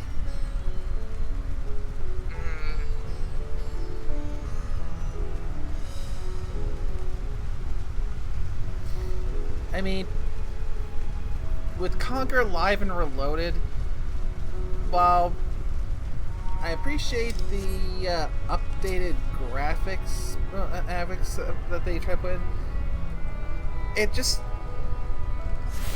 And I get Conker's a squirrel, so he's supposed to be fluffy, but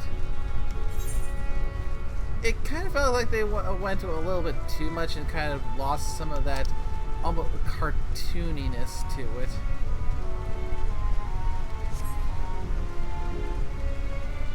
And as much as I enjoyed them, including a reticle for, because I was never able to really finish the original Conquest Bad Fur Day because I hit a major roadblock when it came to the section with the zombies because I could not aim that shotgun on an N64 for shite.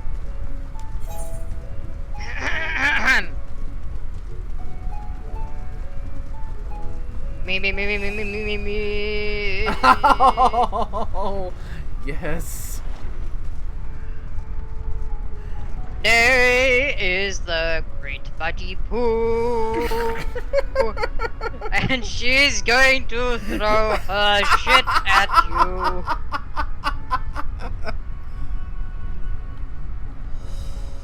Sorry. Nay is the great mighty Pooh, and she's going to throw her shit at you. Hey, you're the one who brought up Conquest Bad Fur Day. I just had to make the joke. Yeah.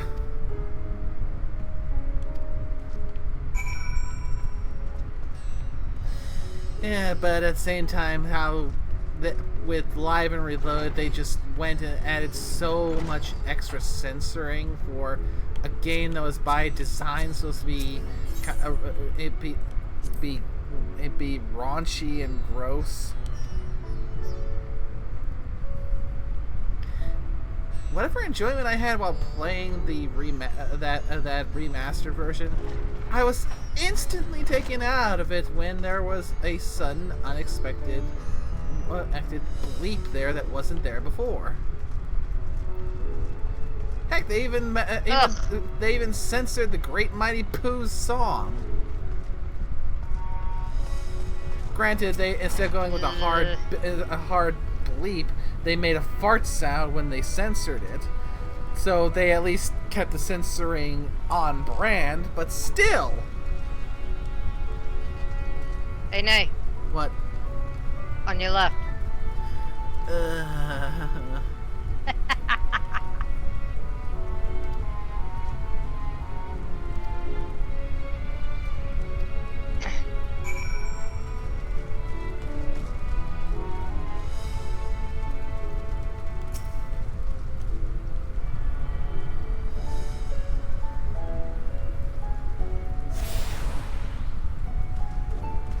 Okay, I think that is the last of the Ethernet nodes that I can attune to. Save, you know. On your left.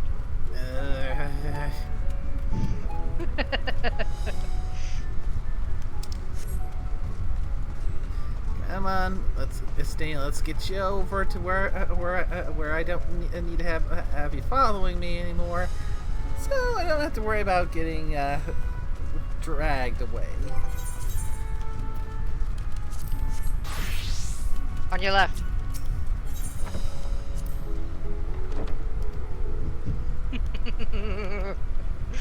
I love that scene.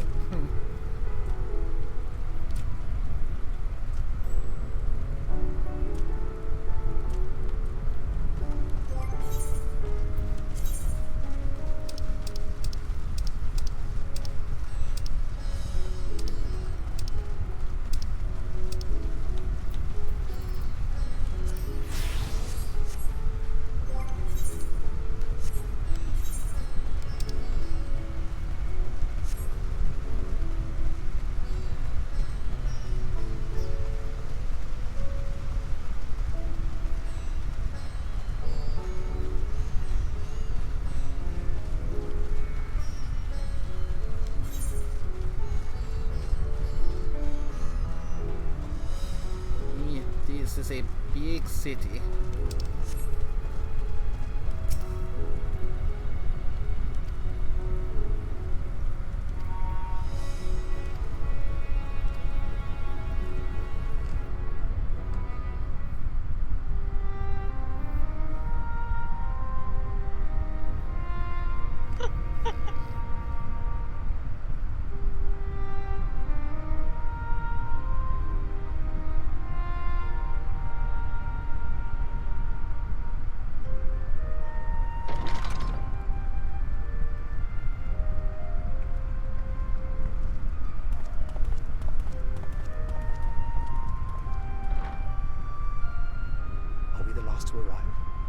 hope we've not kept you waiting.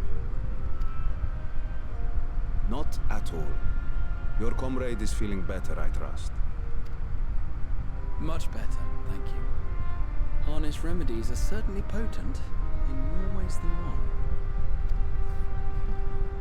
One becomes accustomed to the taste, although I hope you never have cause to do so. Pray, take your ease.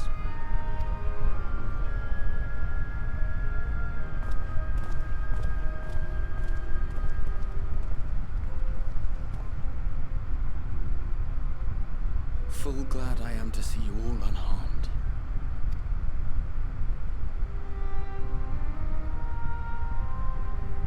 Valiant scions, for your heroism, you have my boundless gratitude.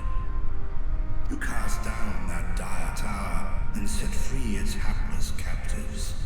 You cleanse their souls of its corrupting influence. No words of thanks will suffice. In place of platitudes, I offer a bounty of warding scales.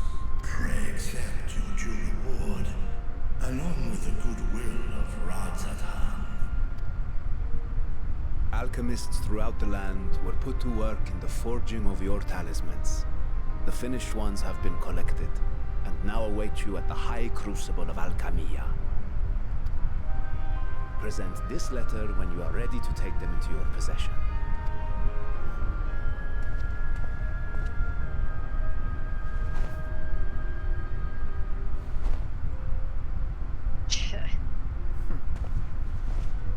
We are humbled by your generosity.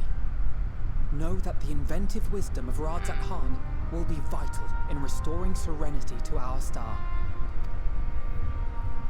Every single one of those scales came from you, didn't they?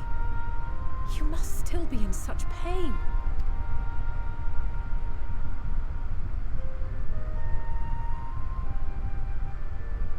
'Tis of no moment. A mere annoyance compared to the dreadful suffering inflicted upon this land and its people.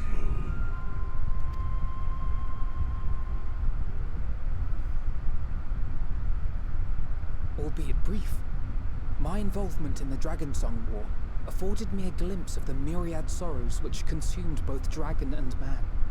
Though you were half a world away, such tragedies as befell your kin must have affected you deeply. And yet, you chose to live among men. In the age when that conflict first bloomed, my choice had already been made. In some distant place, man slew dragon, and dragon slaughtered man. Yet no hate could I muster for those smiling faces which did look to me for guidance. Not even my brother's righteous rage could rally me to his cause. I huddled here, secret and still, hoping against hope that which I had built would remain untouched by the chaos and carnage.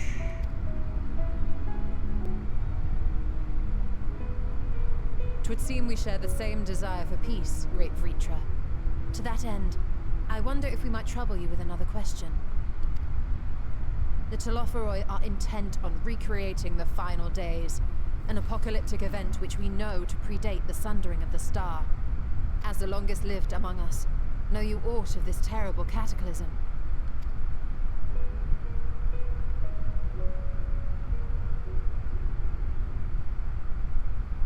Nay. When war and strife drove my sire from his home, he crossed the great expanse with only our unhatched eggs as company.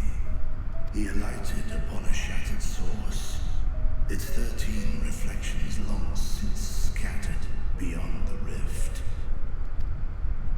Of events preceding his arrival, he knoweth naught, save that which Hydralin hath deigned to disclose.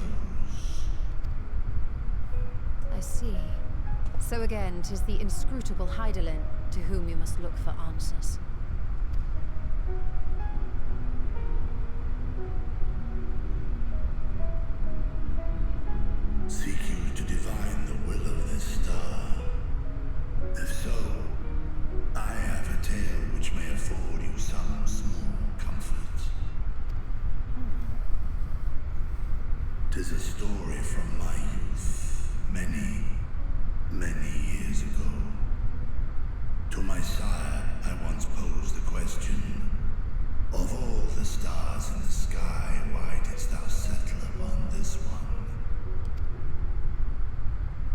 which Midgardsormr did reply. 'Twas the last bastion of hope. He believed so long as Hydralin endured, so too might dragonkind. Solemn and portentous were his words. What deeper meaning they held, I could not, dared not pursue. 'Tis a stone I've left unturned ever since. Yet take you solace in the knowledge that whatsoever Hydralin does strive towards, 'tis an ideal which hath earned my sire's conviction.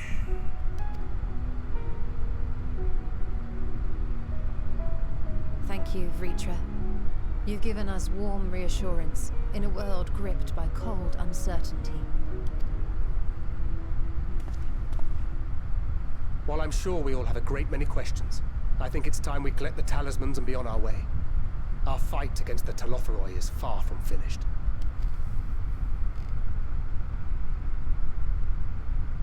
We must take our leave, but please do inform us if we can provide any further assistance.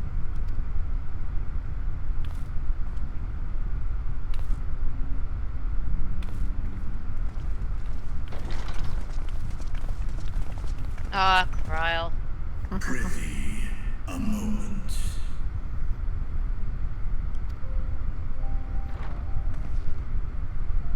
There is one whom my sire hath judged worthy of honor and respect.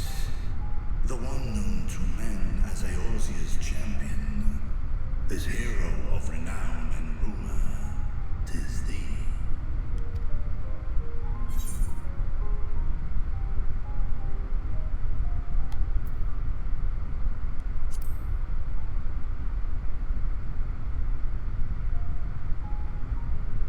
I know of his clash with Omega, and the long slumber which was his price. Yet even closed in sleep, my father's eyes are far from blind. He is watching over thee, watching over this world. 'Twas a revelation most pleasing that thou, a child of man, had gained Midgardsormr's trust, but alongside mine elation runneth a rivulet of dread. For upon thy life's wheel wind too many threads of fate, power, wheel enmeshed with woe. Amidst this tangled knot thou shalt know no rest. 'Tis an endless confluence of forces, a struggle without surcease. More terrible still is the attrition wrought upon thy companions, as they are swept up in the storm of thine existence. He's not wrong on that one. There's been a lot of collateral damage that's happened over the expansions.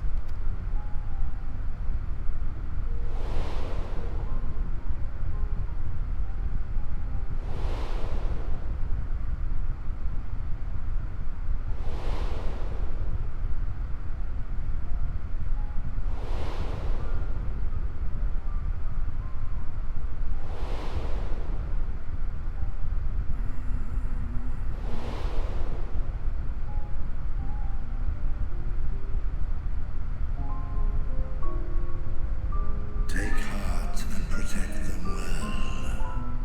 They will be your strength and your salvation. The hope thou wilt need come the end. Even cowering behind my curtain, I know the suffering of the powerful. I have watched my siblings driven mad by loss. Thus do I exhort thee to spare no effort to keep thy loved ones safe.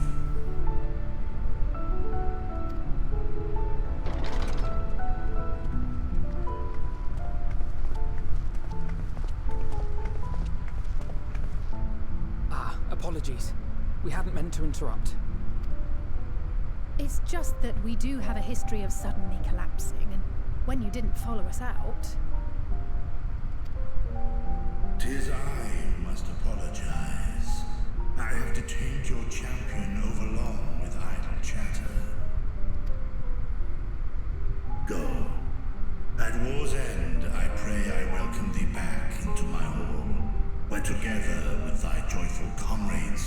you may toast your triumph.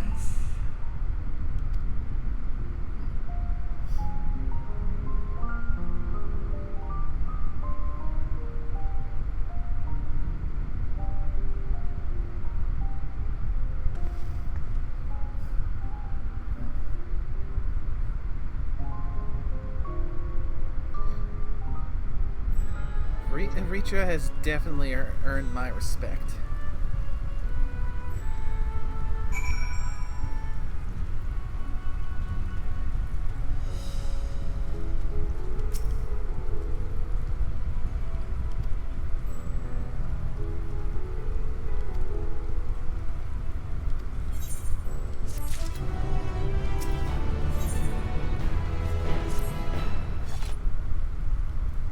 Very much so. What do you think of the new drip, by the way?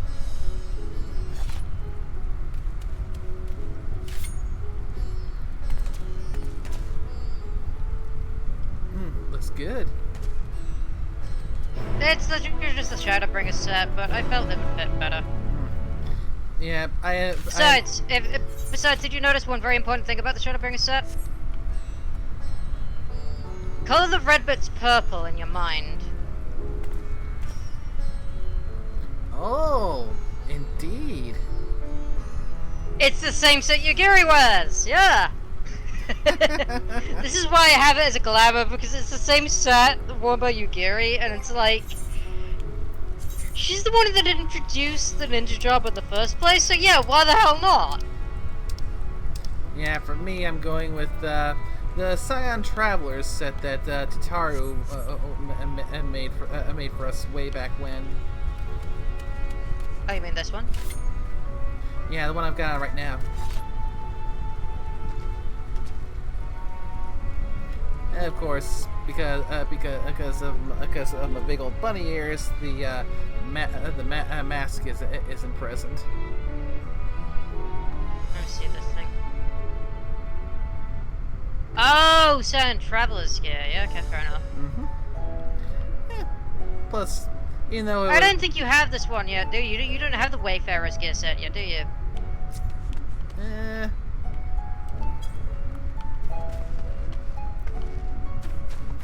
It doesn't look immediately familiar, so maybe not. Yeah, the Wayfarer's set is from Endwalker.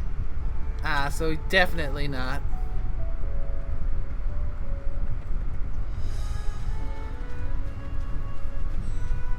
Yeah, it's the set Tataru gives us at the end of Endwalker. Yeah, I gotta admit though, for this being released so far before Reaper, the Scion Traveler set does actually mesh with Reaper quite well, I think.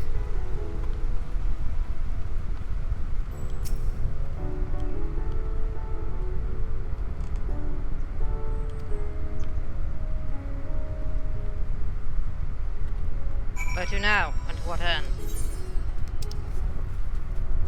I believe we're going to pick up the latest batch of warding scales. Indeed. I mean, it's definitely going to be useful for trying to take down more of those towers. True, true.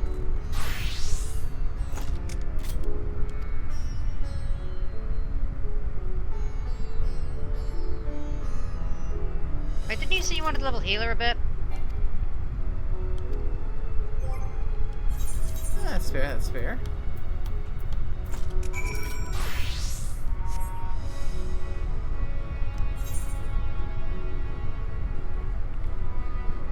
Level 85, eh? Mm-hmm. It's getting up there little by little.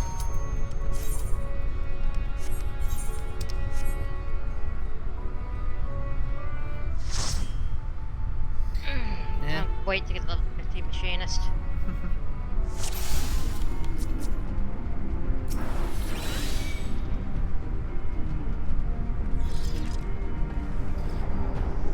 We're at the level where I don't have any of my shields yet.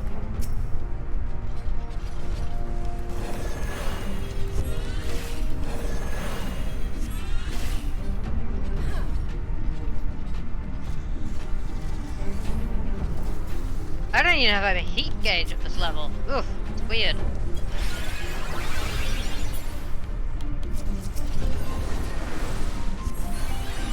I mean, I don't even have the heat gauge, let alone battery gauge. Ugh. I never did like Palatali. The joys of being sent down to low-level content. This is pre-Heaven's Ward. I'm technically not even supposed to be here yet. Or right now.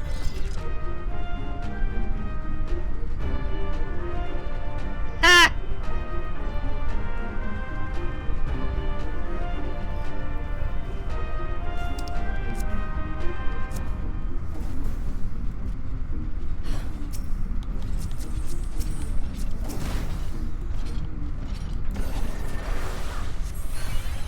Wait.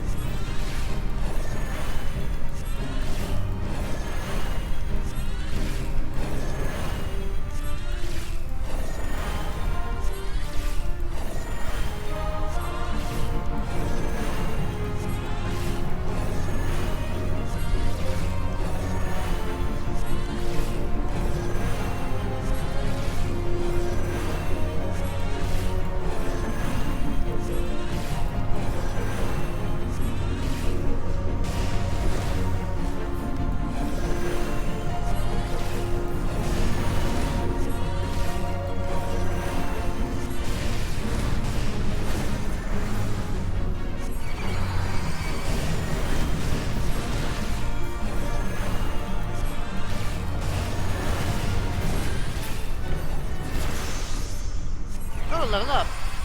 Nice.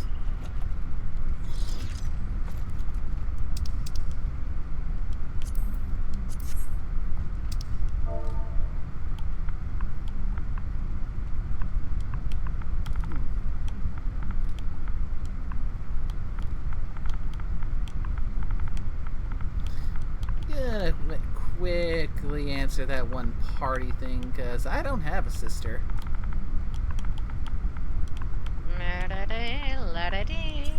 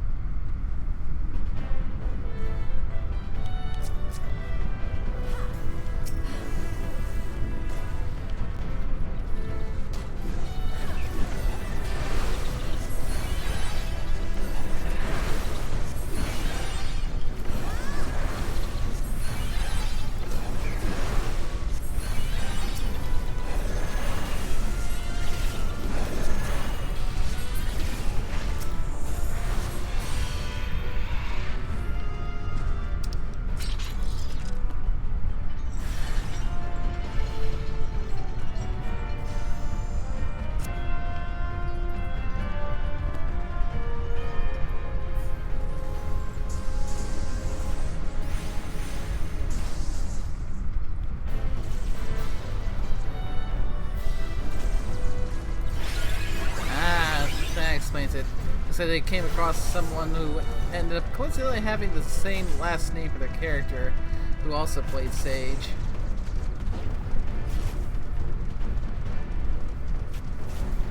Yeah, hey, that's an interesting little coinky-dink. And now... Also, Nate, I remember you said about this dungeon was an optional one. This isn't one of the optionals. It's not story connected. No, but you do have to do it as part of a run report. Alright, cause the hunt log for your grand company sends you in here at some point. No, it's compulsory. So, regardless of grand company, no, you do have to come in here, because I remember coming in here before our barn got locked down here.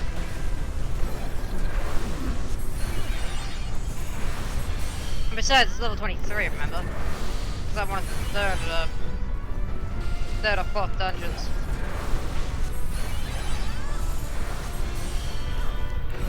Most of the optional stuff was endgame. This would have been mid-game. Yeah, there were a few dungeons that dungeons that you could hit that weren't tied to the MSQ. I think if I remember correctly, like Cutter's Cry was one of them. Yeah, I don't think this is one of the optionals though. Yeah. One way to find out for sure is we can check the duty support. I can do that after this. Mm-hmm. Duty support's grayed out for us right now anyway.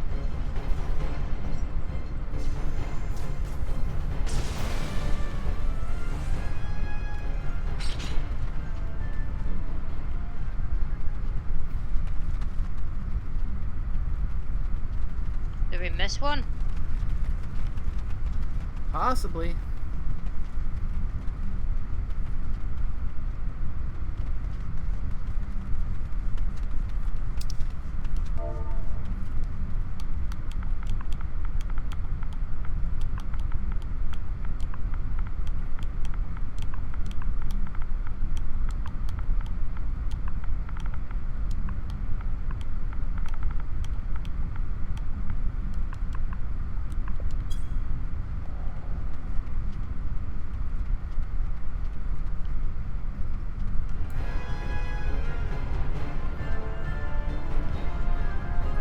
That's one of them.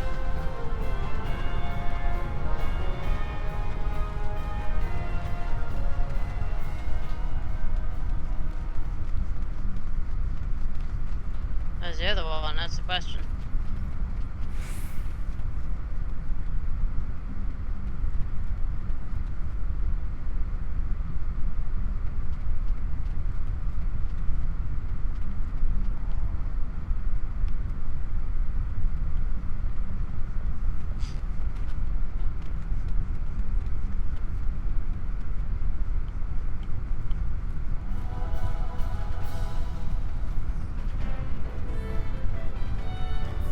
And there's number 5. I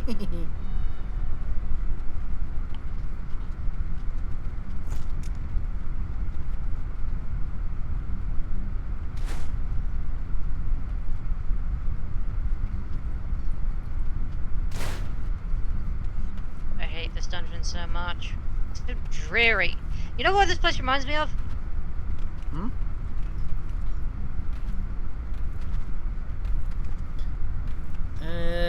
No idea. Wesh.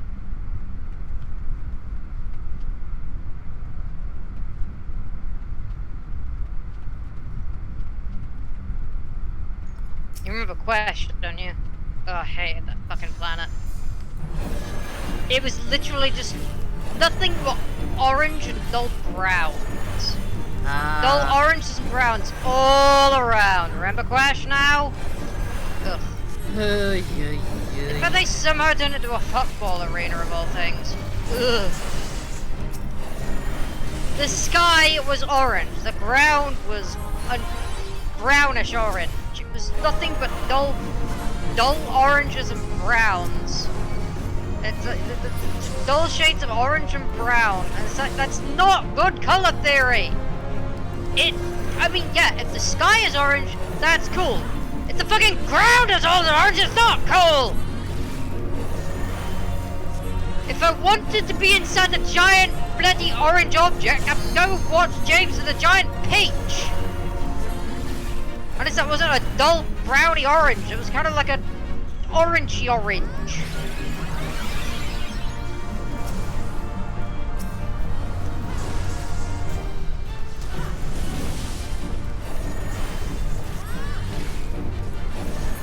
If it's obvious right now that my distaste for that blasted planet that was quite literally supposed to have a toxic atmosphere and was just like, ugh, it had the worst design. Like, it just looked like a kind of a mud ball with an orange sky. Ugh, I did not enjoy Quash at all. Hell, if you cut Quash from the Old Republic's original storyline, from the original quests, didn't even have the planetary quest line, you'd have maybe, what, 1, maybe 2 quests there. The quest introduces you to the planet, and the one where you literally have, like, this one filler quest where there's a turning point in your storyline. Like, for Sith Warrior, it's where you get, you know, it's where Barriss tries to kill you. For the Bounty Hunter, it's where you find out the Republic is after you for the death of that one Jedi Master.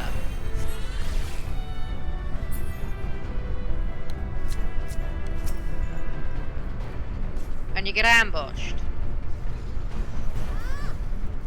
And I don't remember any of the other storylines, because it was so forgettable.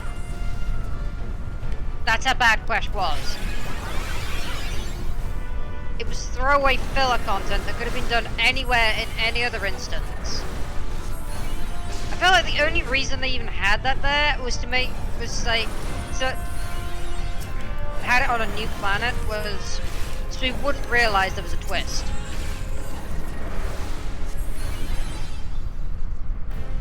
Like, all 8 jobs or classes at that point had a massive plot twist. And it's like, tells us that was the only reason Quest existed, so they could hide the fact that there was going to be a big plot twist. I'm not a fan of Quest, if you can't tell. Yeah, I kind of picked up on that.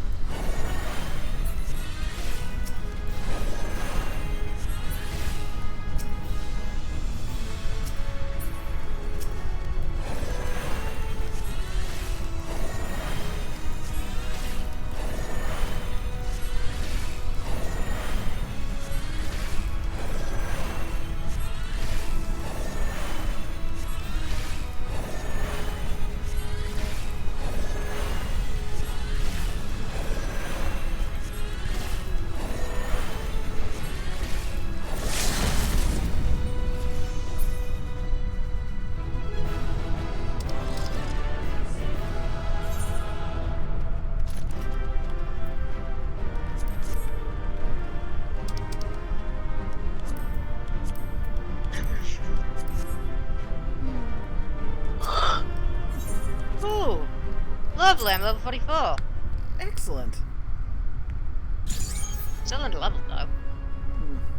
Horribly under level.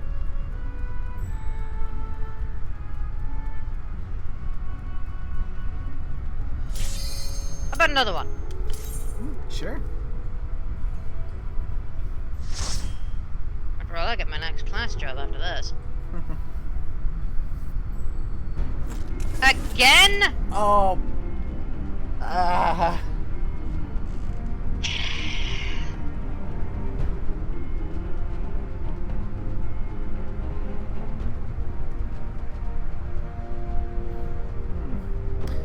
Got a gunbreaker and a summoner this time.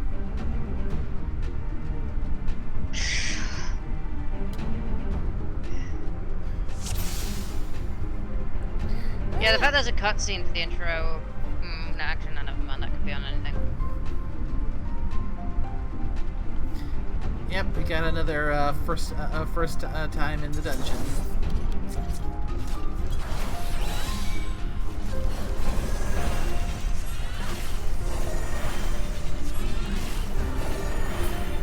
Every single one of you except me is a sprout.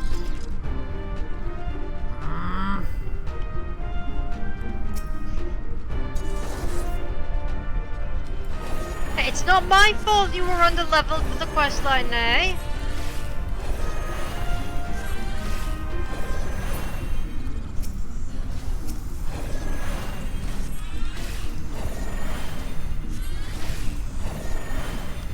Besides, they changed it so the sprouts or anyone is like below level 90.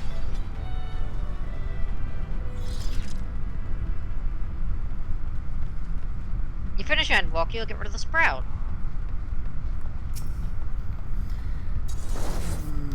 If you'd come back before Endwalker, they would have gotten rid of the sprout for you. I mean, before, sorry, Dawn Trail. They changed it for Dawn Trail so the sprouts are now below level 90.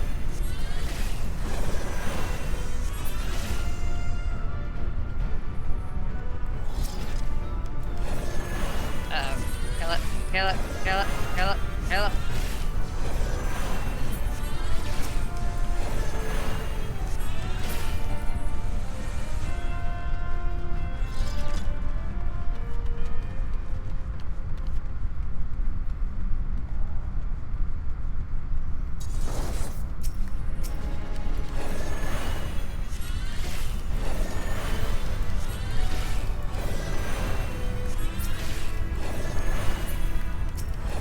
Would you say Gunbreaker's hard to learn?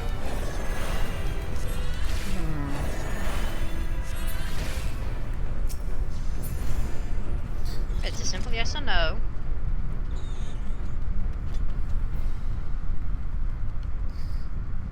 It's definitely a busy tank. Compared to Dark Knight? I'm thinking more like compared to Warrior. Warrior's probably... How about compared to...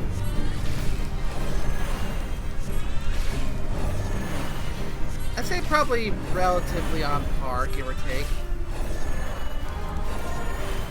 Whereas with Dark Knight, it's about managing your resources, your MP for using Blackest Night and the Edge and Blood of Darkness. With Gunbreaker, it's about using your cartridges for your extra damage combos and trying to get as much of it in your big DPS burst windows.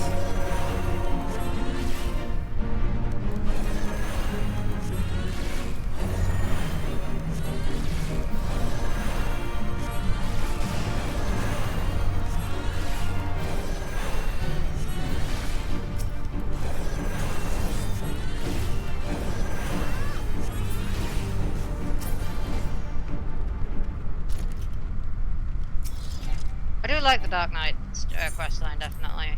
So far, at least. Oh, definitely. It's a fantastic questline.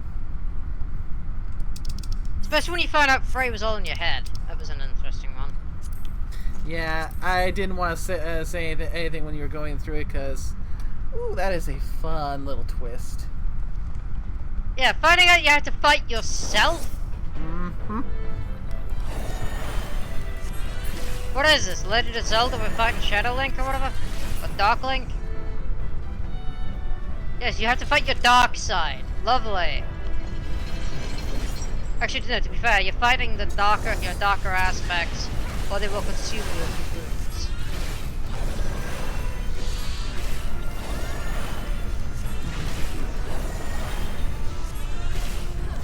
Where have I seen that before?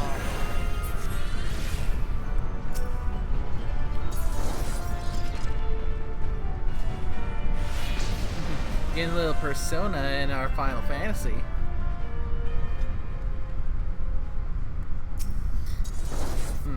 But speaking of that, I wonder if that could be a future long series game to hit is the Persona series. Nate, you still gotta finish Yakuza 3. Eventually. I mean, I'm definitely not going to be picking up. If I am going to even think about it, I'm not going to be touching Persona on stream and for a while, because At this rate, I'd say you got about a year, maybe 2.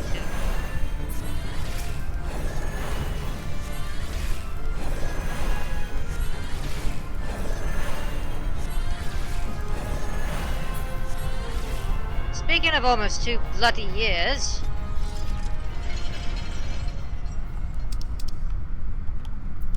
which Shad's head you want to be poking with a stick, left or right?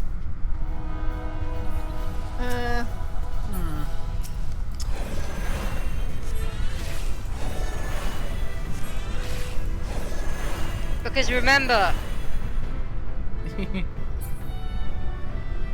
Oh yes, sorry. Well, remember, we're not going to release the tiger. We are going to instead use a point-edged stick.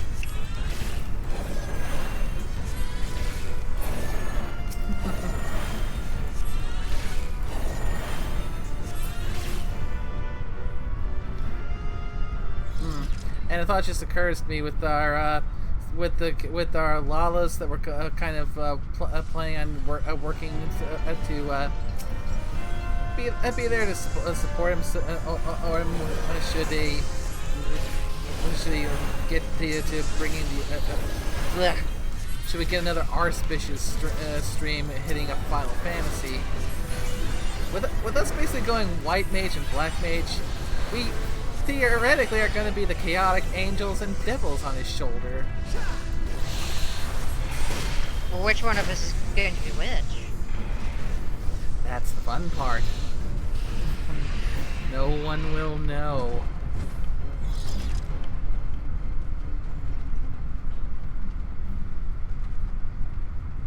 I mean, are you sure? Because I'm rather chaotic. You know this. In fact, you're more likely to be the shoulder angel than I am. Which is rather ironic, because I'll be the one playing white mage.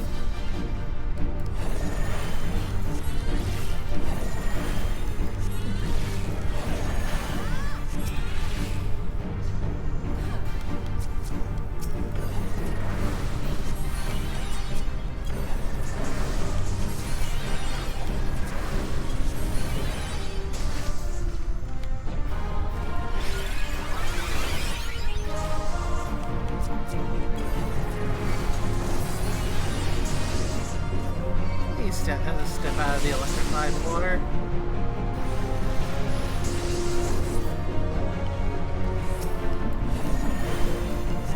This is why I'm glad I'm currently playing machinist.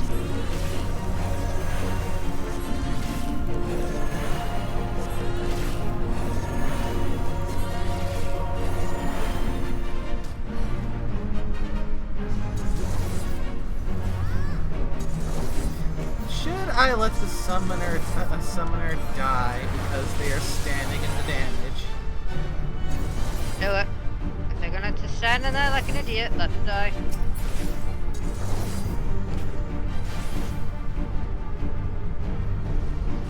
Oh, they lucked out. The electricity ended.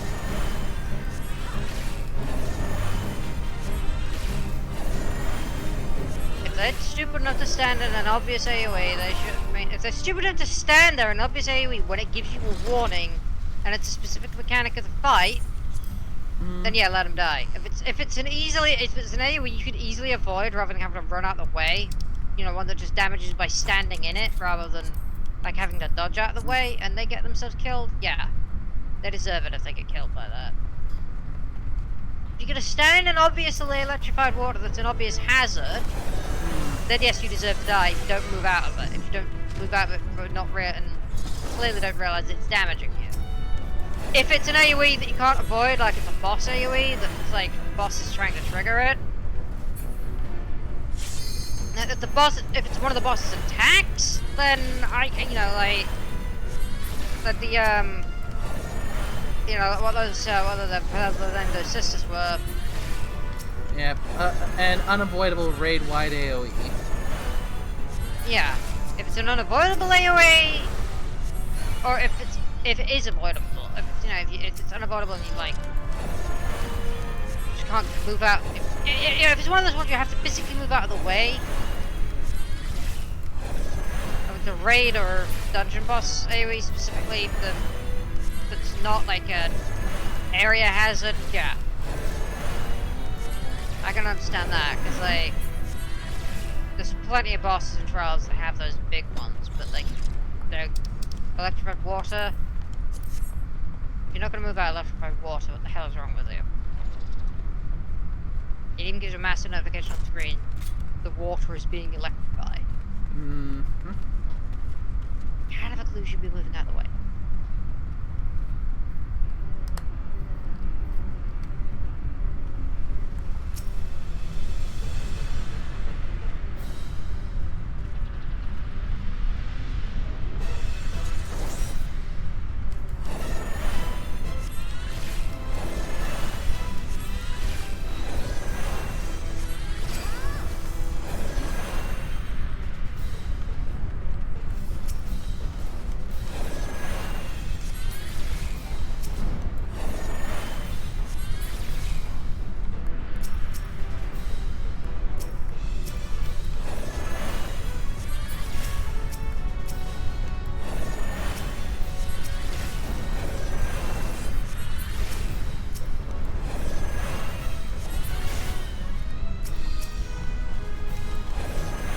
Fish in a barrel.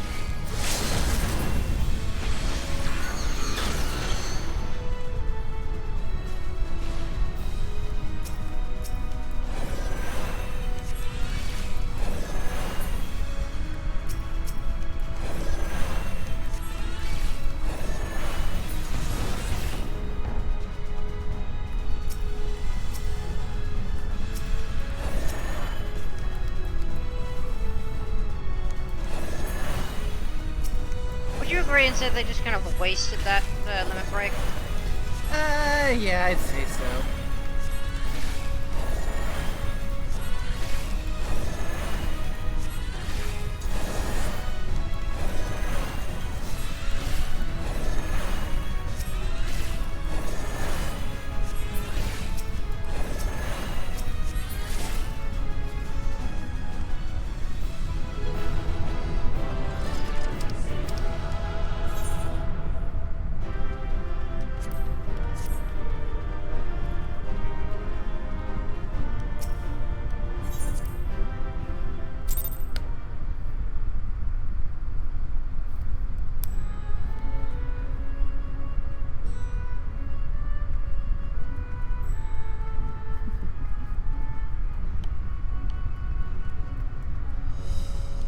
I think his mate saw me.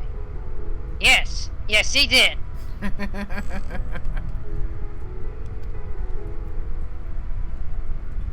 do love that scene.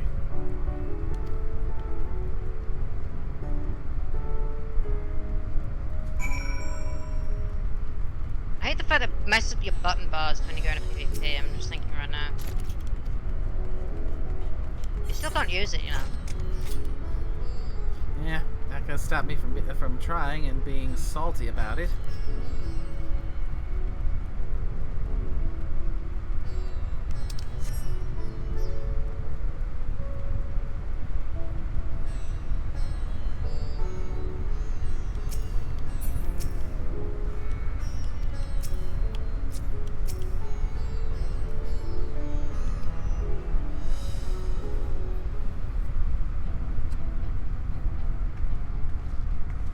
These are the talismans we were promised. Yes, and I made a quick count. There are far more than we could have hoped for. Enough to outfit an entire company of soldiers, in fact. Considering the involved process, that they were able to And you're manufacture right. so many in such a short span of time is nothing short of a miracle. Once we have distributed them to But our allies this in time, Eorzea more and the Far specifically, East, on your left. we'll have a fighting chance to bring down the other spires, just as we did with the Tower of Salt. Or we could use them to invade Garlemald proper, and strike directly at the Telophoroid's base of operations.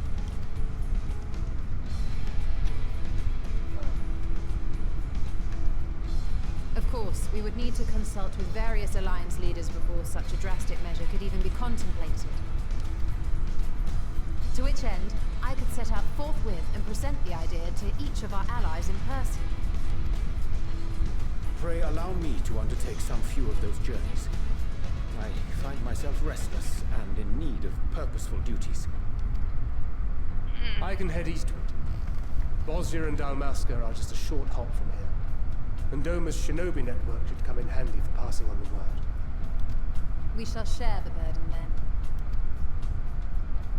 Meanwhile, I think it best that you and the others take the talismans back to the Baldessian Annex.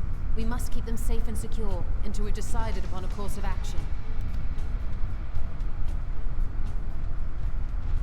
Please, I must speak with you.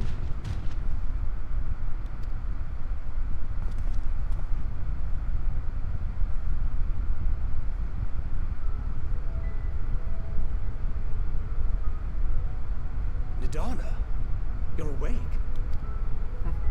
Yes. When I spoke with the carer at my bedside, she told me that one of the scions, a young woman, had cleansed me of the tower's corruption. It seems I've been asleep ever since the treatment. But when I awoke and learned you were all still here, I knew I had to come.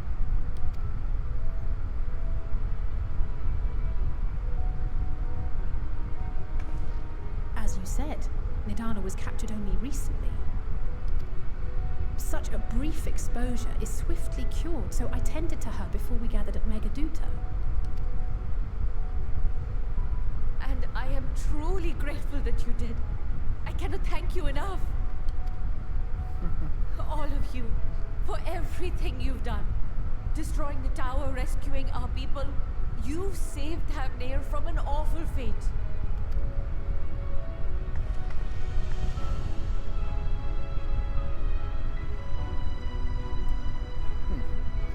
Definitely going to enjoy this victory while it lasts. Due in no small part to thine inspirational courage, the alchemists were successful in reproducing warding scales of proven efficacy. Replications of thy work now stand ready to travel across the seas, unto the hands of those who might wield them against this rising evil. Talisman? Is this true?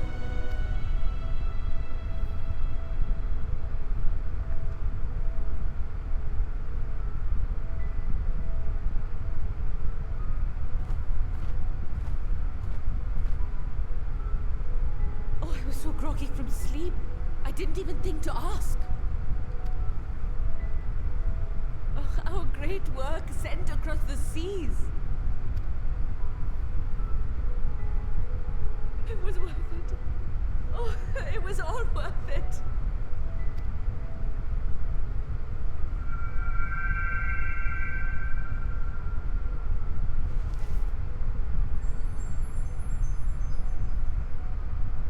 Look at that!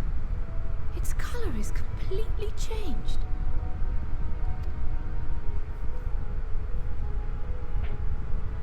What do you have there?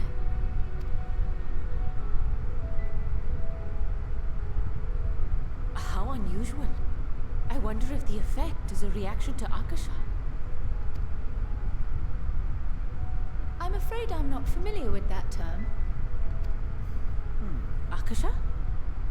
It is one of the unseen energies defined by Harnish alchemical theory. Though a gross oversimplification, some describe it as an essence influenced by feelings. You imply that it is distinct from ether? As foreign scholars often conflate the two, but we see them as separate concepts. Ether is an energy which permeates the land. It exists within animals, objects, even the air we breathe, affecting all through which it flows. Akasha, on the other hand, exists in a domain beyond our reach. A gift bestowed from on high, or dawned from the heavens in some traditions. Akasha can neither be created nor destroyed. It is beyond our power to purposefully alter or manipulate. The only thing observed to influence it is an abundance of, I want to say, spiritual emotion. As a veteran of the battlefield, surely you've experienced moments of desperation or exaltation when you've transcended the usual limits of your capabilities. That is a manifestation of Akasha, the invisible essence harnessed by heart, mind, and unyielding spirit. I really must hear more about this theory. Our disciplines are based entirely upon the idea that ether is the fundamental form of all energy. I'm glad my haphazard explanation has piqued your interest. Interesting indeed. But even for us, Akasha is a somewhat abstract field of study. A lack of practical application lends itself poorly to formalized research. Which is why my analysis of your flower can amount to little more than idle speculation. I am sorry. Nonsense, you have nothing to be sorry for. Your insight is much appreciated.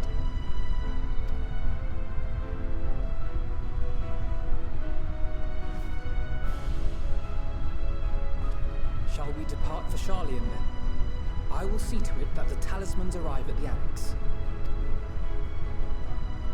And we will be in touch once our talks are concluded. I suggest you rest while you can. From here onward, sleep is bound to be in short supply.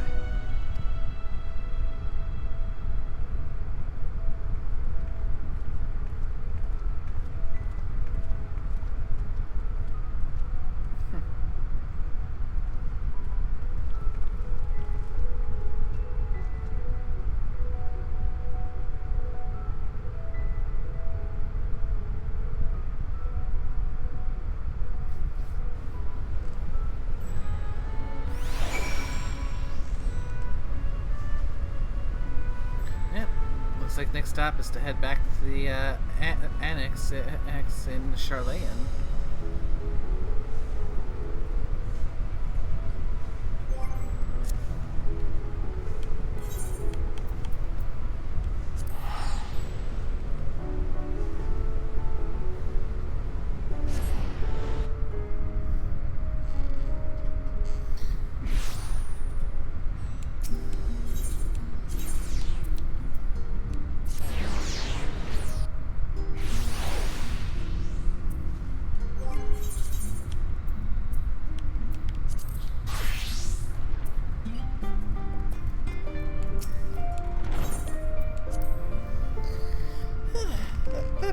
That definitely felt like a good moment.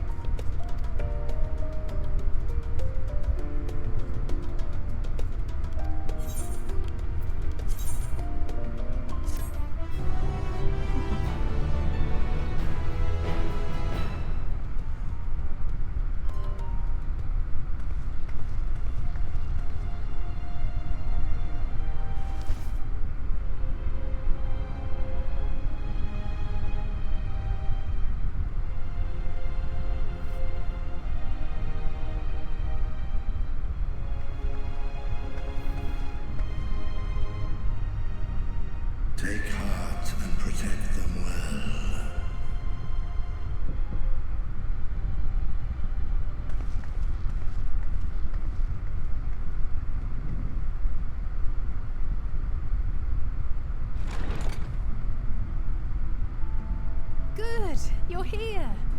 You haven't eaten yet, have you? We've bought quite a spread if you're interested. Only the finest dining from the last stand.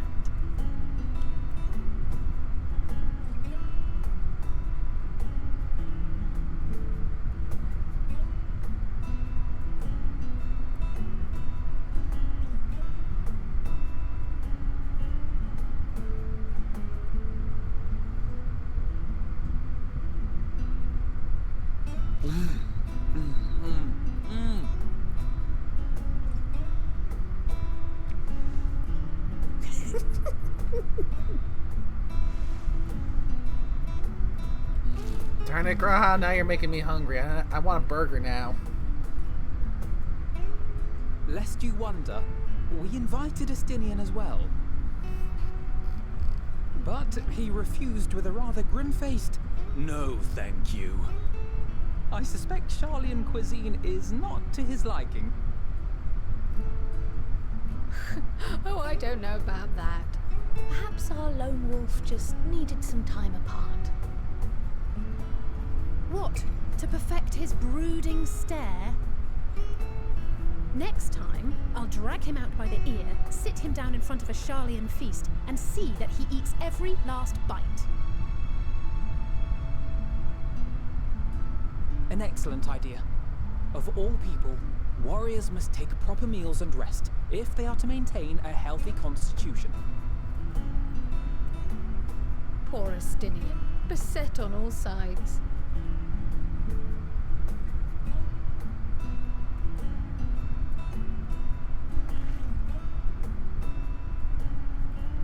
Speaking of one's physical condition, Mistress Cryle, I hear you recently And played another literal cutscene now? host to Wow. Heidelin herself. And what an experience that was. I'm gonna shoot Tiring, you when I get the yes, chance. But no lasting End game, harm that done. is. If I anything, immediately after I this should have cutscene liked is to done. speak with her longer. I've not felt a hint of her presence since. Heidelin instructed you to carry that flower, yes?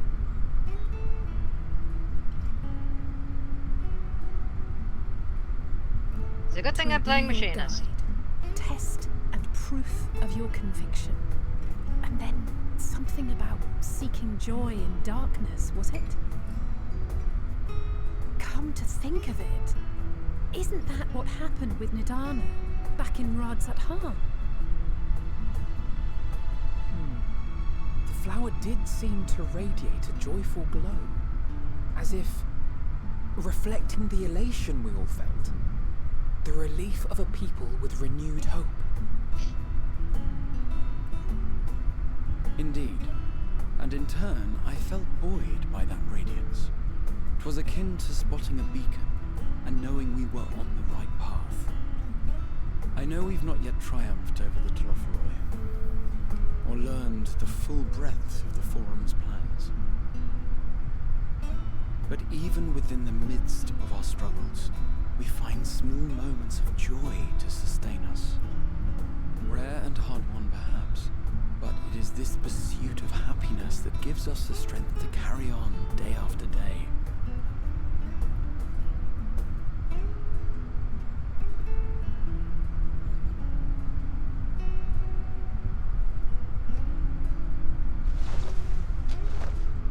Hey, that's mine. To the swift the spoils. Though I recall that levitation spell of yours was quick enough. Only barely. And even at my best, I'm still too slow to wield it effectively in battle. Mayhap I simply require more practice with this new magic. You unearthed it from the depths of Numenon, I presume? Aye, and from a veritable mountain of arcane tomes at that. 'Twas necessary to facilitate my solitary explorations. Or, to put it simply, you used it to sneak around the Forbidden Archives. Yes, well, after a fashion.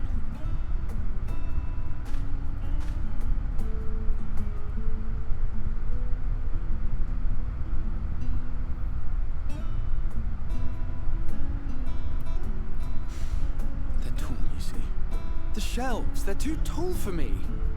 And I could hardly move the library's platforms without attracting attention now, could I? Oh.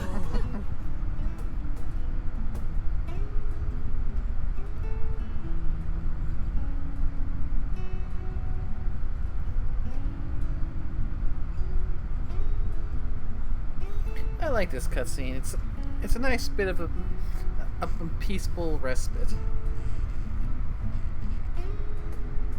Peaceful respite? You're an Endwalker? Are you kidding me? You have no idea, Nay. You have no idea. This is the calm before the storm. That's why I'm trying my best to enjoy it while it lasts.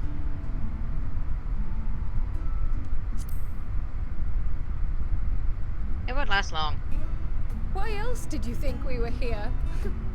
Surrender to thy fate, O champion. It won't last long at all.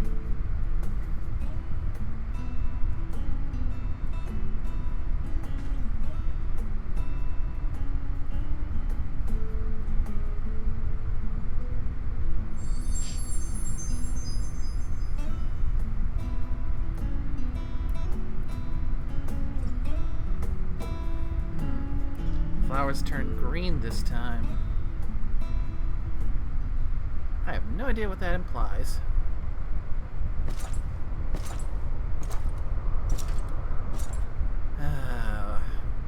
Him. Hey, look who it is, his best friend. Ah! Enjoying the bracing cold, I see. Do you not own a warm coat or a cloak? Something in fur? Or fashioned from the skins of your enemies? A test of your reflexes! Well, never mind that. I come to you once more as the bearer of bad news. Our tower in Thavnir has been toppled, and I need not tell you by whom. Given how many we have at our disposal, the loss of a single spire is hardly fatal to our plans. It does, however, slow the rate at which we siphon the ether. If they continue to preoccupy themselves with the towers, then all will be well. But should our foe prove bold enough to strike at us here, then the timing becomes questionable.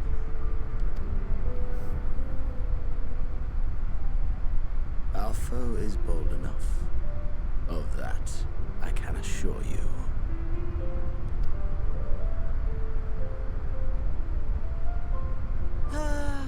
Yes, very well then. I suppose I must prepare a proper welcome. Honestly, talk of your nemesis is the only thing you seem to enjoy. Does nothing else spark your interest?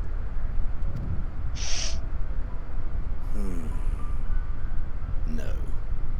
All else is equal. Equally tedious. Equally disappointing.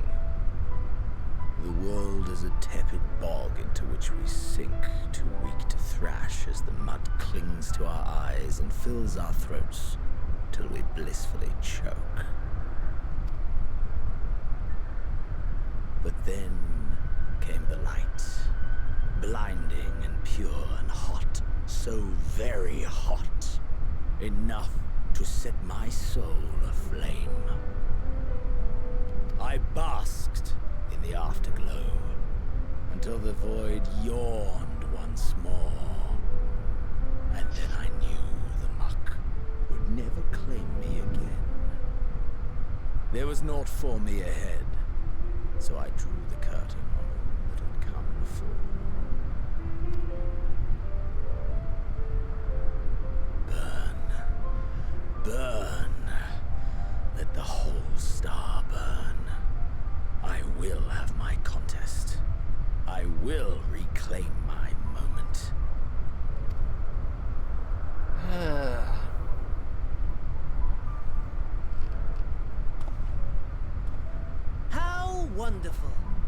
emptiness of death has not dissuaded you from committing your life to its pursuit once more. I don't know whether to envy you or pity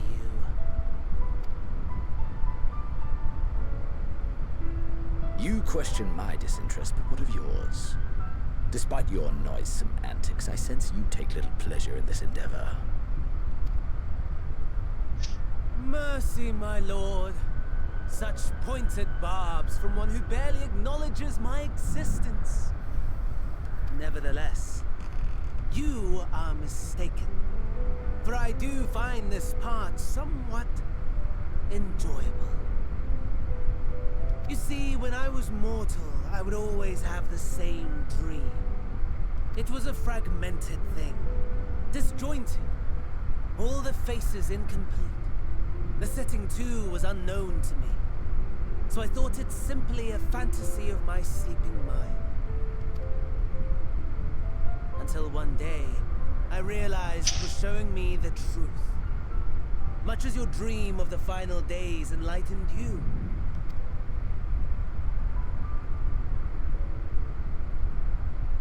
And soon, very soon, the rest of the world will see the truth of my dream, too. Yes, I think that is something we can both enjoy.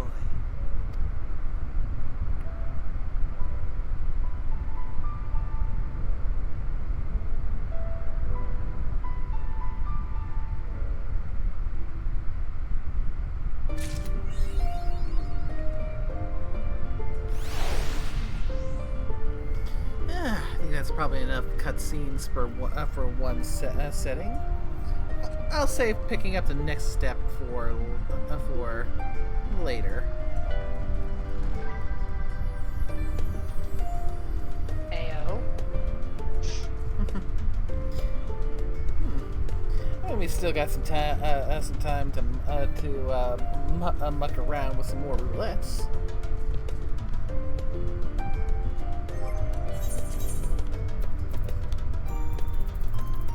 Indeed. Wait.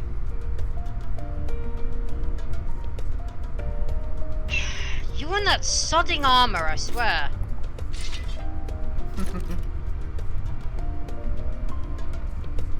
I mean, how can I not enjoy that way with the fact that we've got actual tokusatsu armor in game? I still need to actually sit down and watch Garo. Oh yeah, that's right. It's led by Garo. I almost forgot. Mm-hmm. Not just inspired by, it is Garo. You're about to bring a sword to a gunfight, nay?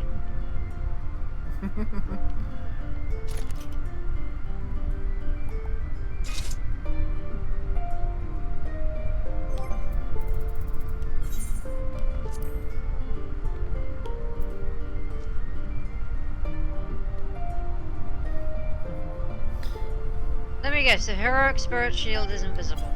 Yep.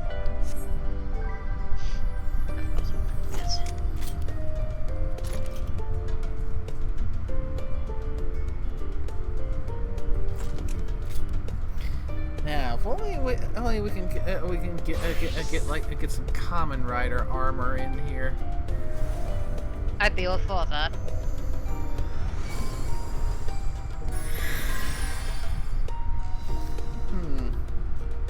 Given the wealth of it, I mean, there's certainly no shortage. So I wonder which different Common Riders would be fit each of the different classes.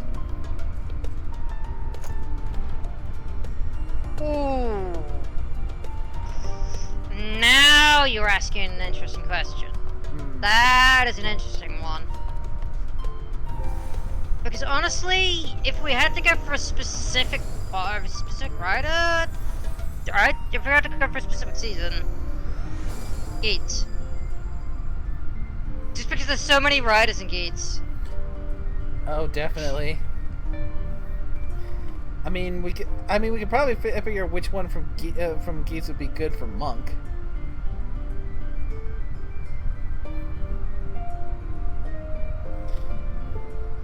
Buffer? And for Monk, I was thinking more that troublesome Sparrow. Oh yeah, because the monster buckle. Mm-hmm. And that Sparrow. Yeah, I guess. I could definitely see Tycoon being up a ninja. I mean... Or at least Tycoon's original form. Yeah. Yeah, his second form, pretty obviously samurai. Oh, that was kind of implied, yes. What for Nago, though? But... Yeah, fair.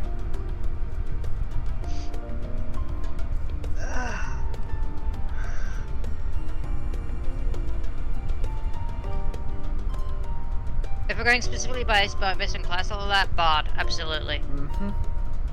Yeah. Yeah, I think Buffa might be good for Gladiator, where, given his specialty, I can only see Geets going for Machinist. I can see it.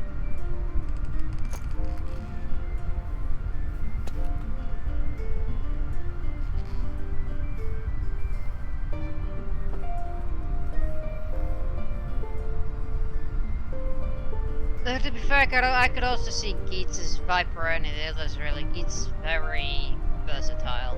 Oh, definitely. I mean, they all are, but Geets most of all. Like, Geets is the star of the stars.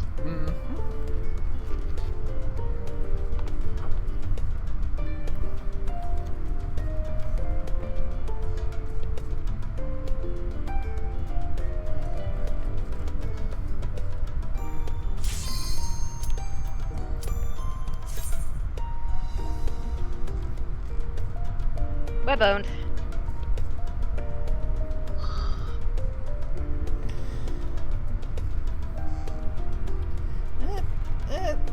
You can say that for once we see what trial we end up getting. It's gonna be level 50 at least. I mean, at minimum, it's gonna be level 50.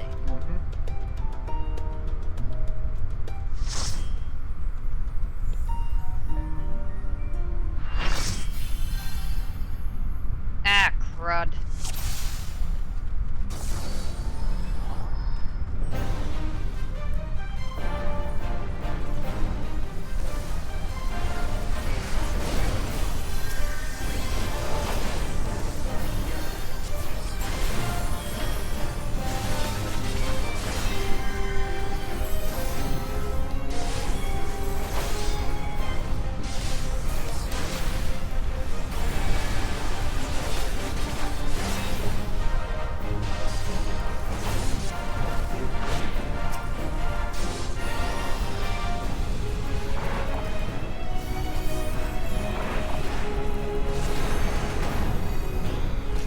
Wait.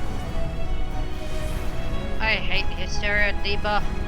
Yeah, it probably doesn't help that it's been so long since I've done this, I don't remember how to avoid it.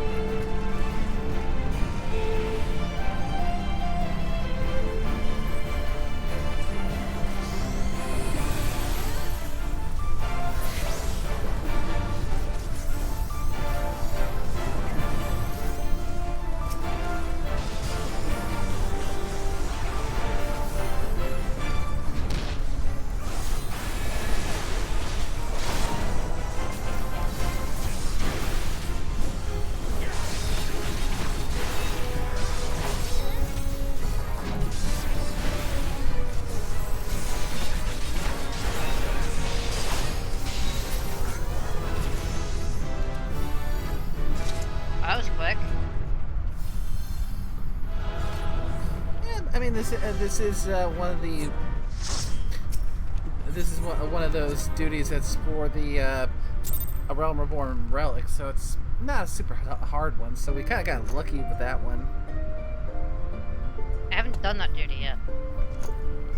Well, maybe I have, but I haven't done the relic yet, I don't believe. Ah. Yeah, so far I've only done one of those to all the way to completion, and that was the Dragoon one that got to the Zodiac Zeta. I've only got Artemis Bow and Yoshimitsu, and even then I haven't leveled them up that much. I've only got the tier 1 versions of them. Ah. I only wanted them for the glamour anyway. I might level them up later, but hell, Artemis Bow is literally my current weapon for Bard. This is not a glamour. This is my actual weapon.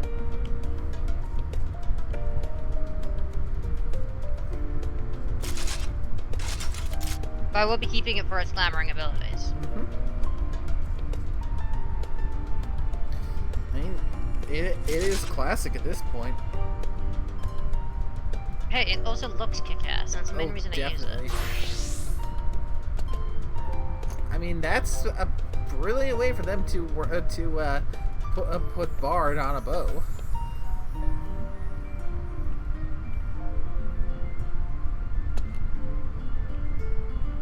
Indeed.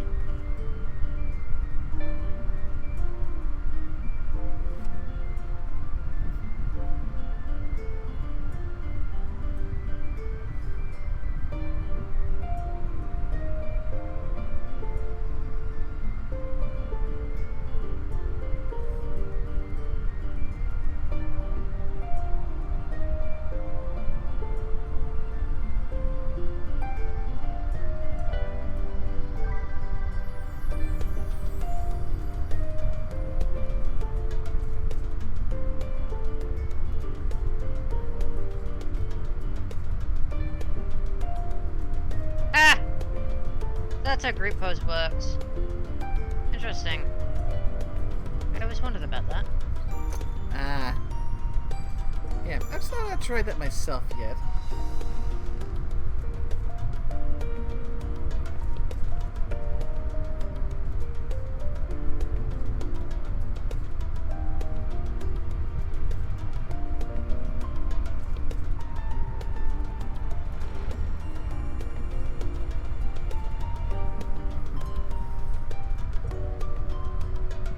I have an idea. Oh dear.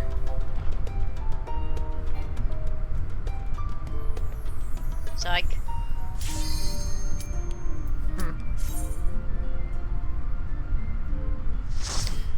Let's roll the dice. Which one's it gonna be? Fuck! Ah!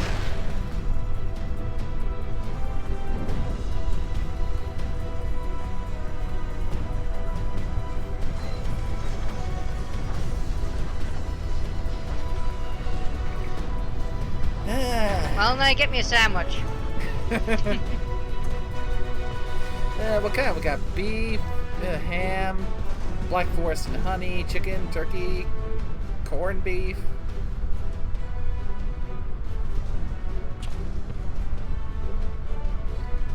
Oh, maybe a pastrami.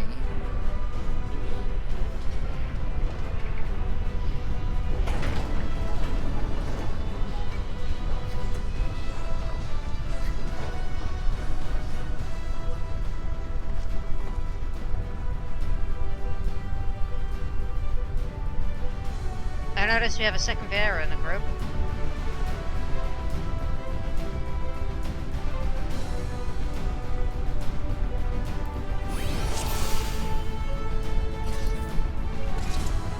I had a Viper! Interesting.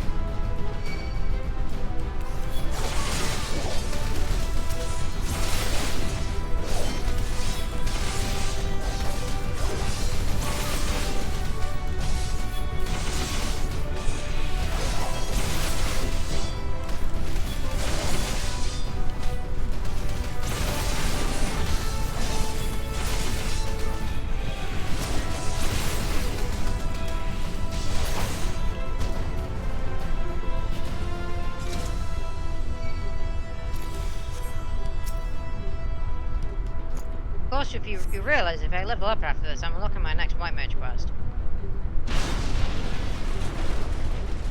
Because I'll be hitting level 58 if I level up after this. Nice. Hopefully we'll get to that level on this one. Yay! White Mage Heaven Sword content!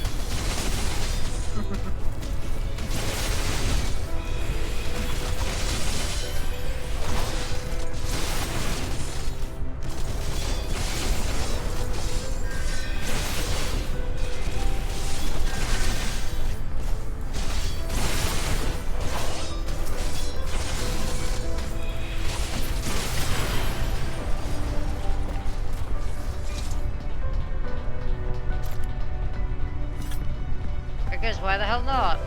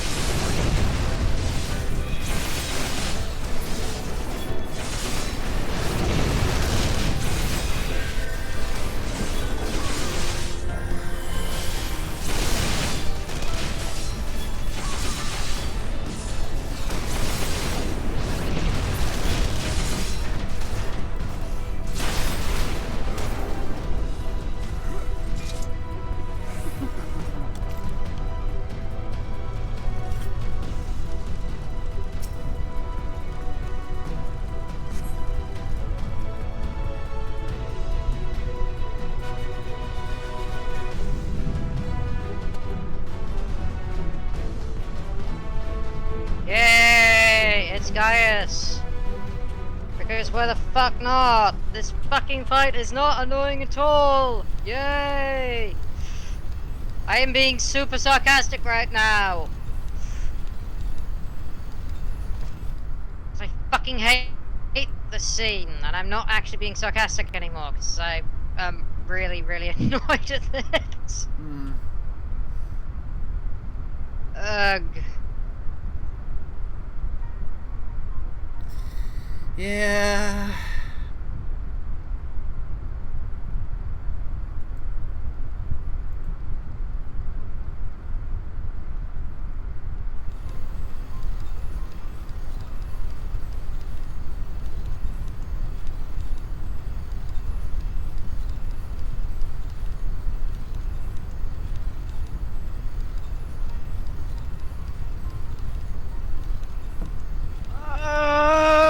I need to stock up on coffee.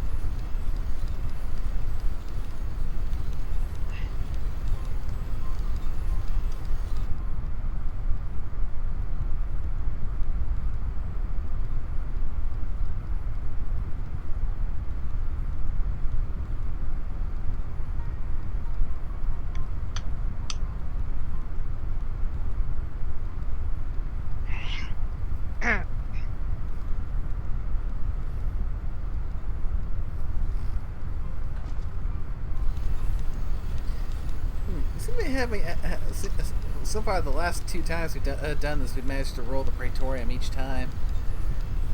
If we end up rolling the Praetorium a third time the next time we do this, I may start to think that the game is trolling us. The number of times I've rolled this one, I'm half convinced it is. This is the one you usually get 9 times out of 10. Probably 7 times out of 10 you'll usually get this one. Well, 6 times. 4 times out of 10 it'll be the one with, no. 3 times out of 10, sorry. It'll be the one with, Livius Uranus at the end of it, and then... I've only had the ultimate weapon once. there's like a, I want to say 60% chance of getting this one, 30% chance of getting the one that precedes this one. And then there's like maybe a 10% chance of getting all of them. And I'm being generous with the chances. To get all the weapons myself, I had to queue for the damn thing. Whenever I've actually bought the thing. I've already ever bought it once before that.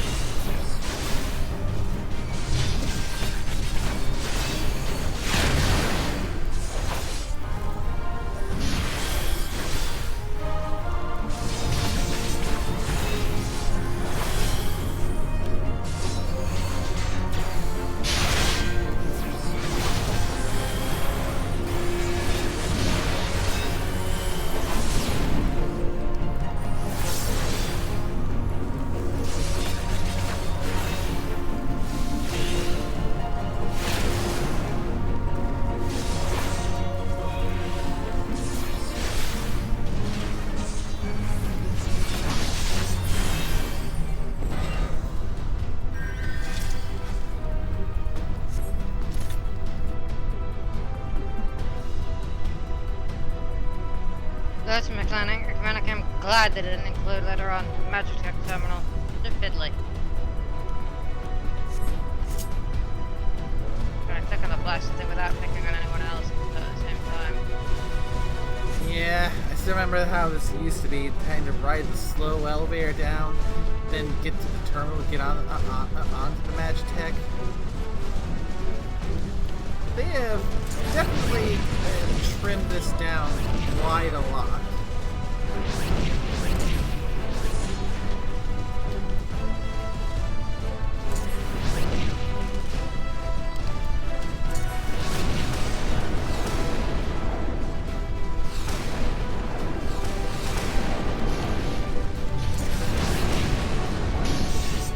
And why wouldn't I?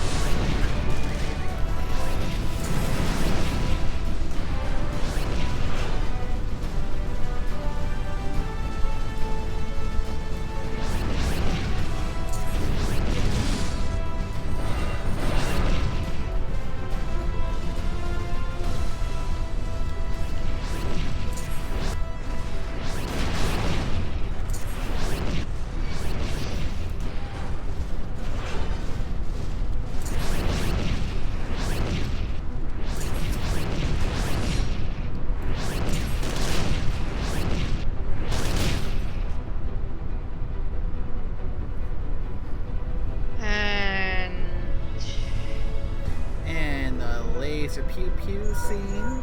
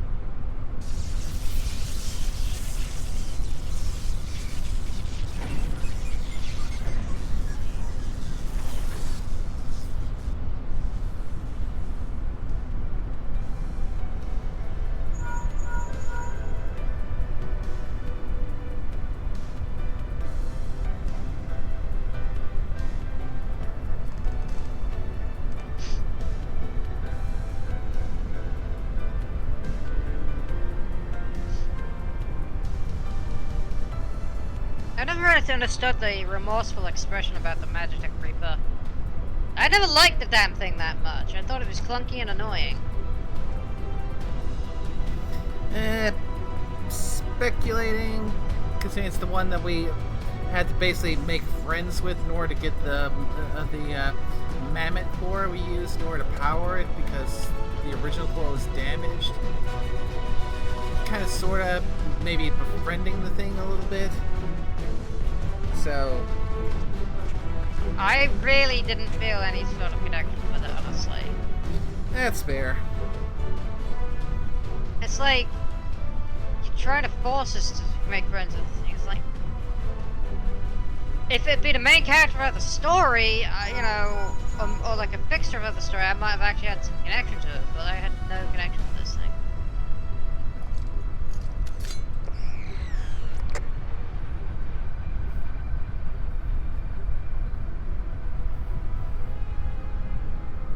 And if anything, Wedge was the one who had more of a bond with the thing.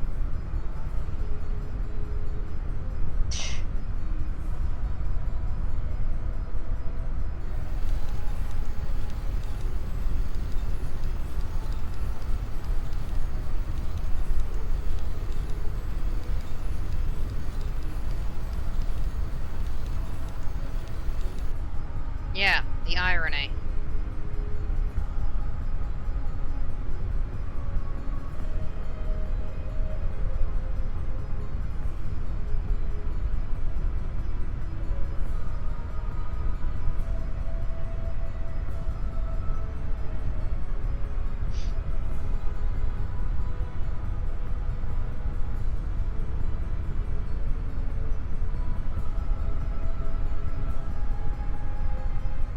You know, I have a hard time not referring to Nero Toscaiva as Virgil. I can see that. Even without his bloody helmet, he looks like sodding Virgil from Devil May Cry.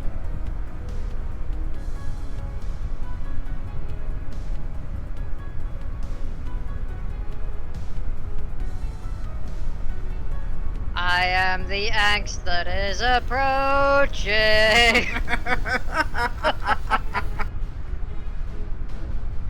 The difference is Virgil is actually kind of badass. So he can actually back it up. Yeah, Virgil can actually back it up. Nero,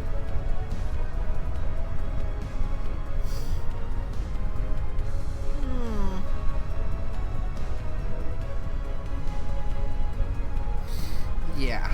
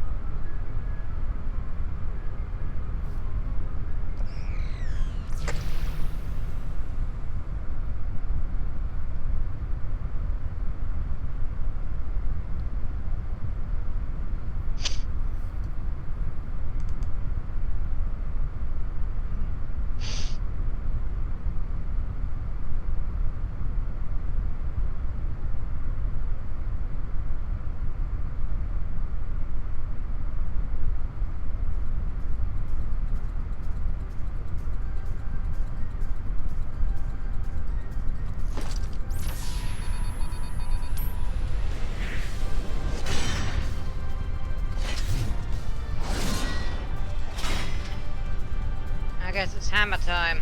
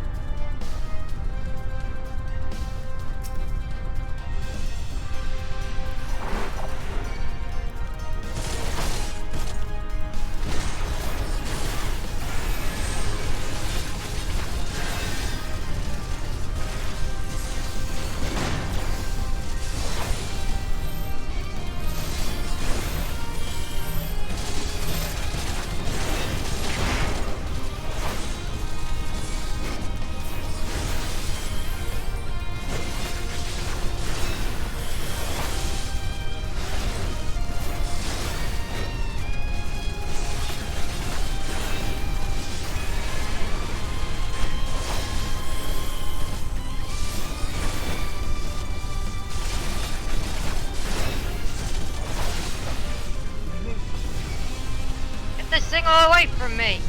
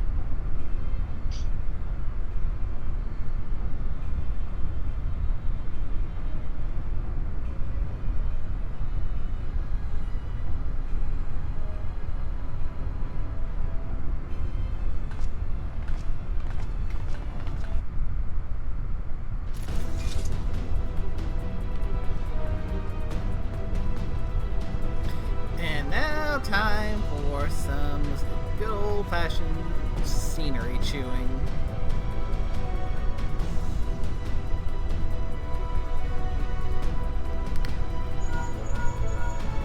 Look for the lips control panel. It'll be somewhere nearby. Take the lip down, and you should find yourself in the chamber of the ultimate weapon.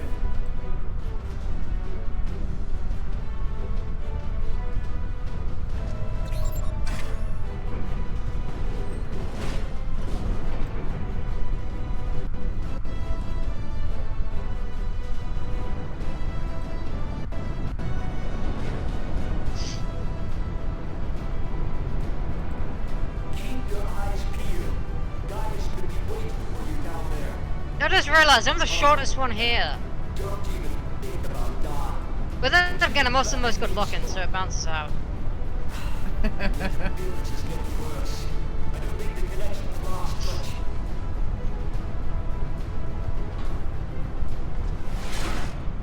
I mean, hey, at least my species' default clothing doesn't look like bloody stripper wear. Tell me, for whom do you fight?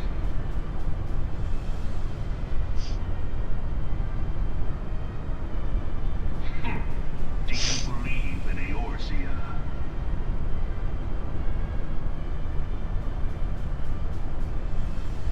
Eorzea's unity is forged of falsehoods. Its city-states are built on deceit, and its faith is an instrument of deception.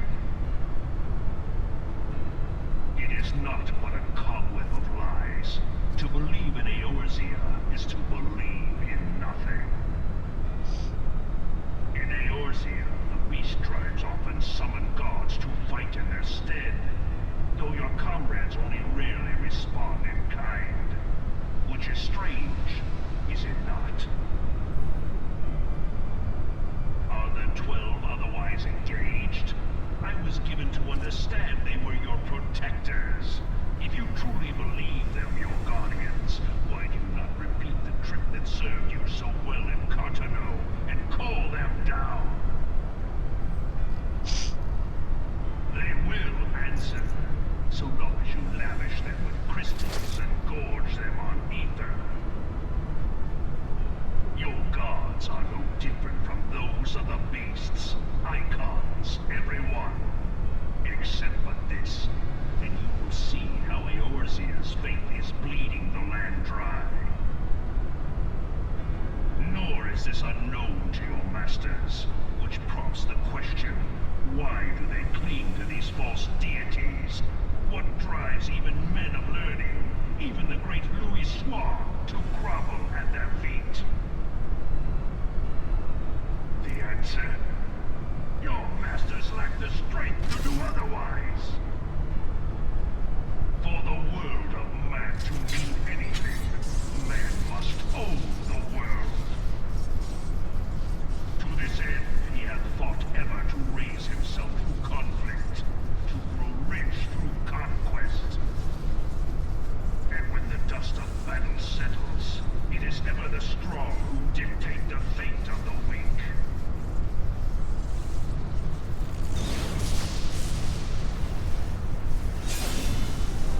Knowing this, but a single path is open to the infinite ruler, that of false worship, a path which leads to innovation and death. Only a man of power can rightly steer the course of civilization, and in this land of creeping mendacity, that one truth will prove its salvation. Come, champion of Eorzea, face me. Your defeat shall serve as proof of my readiness to rule. It is only right that I should take your realm, but none among you has the power to stop me.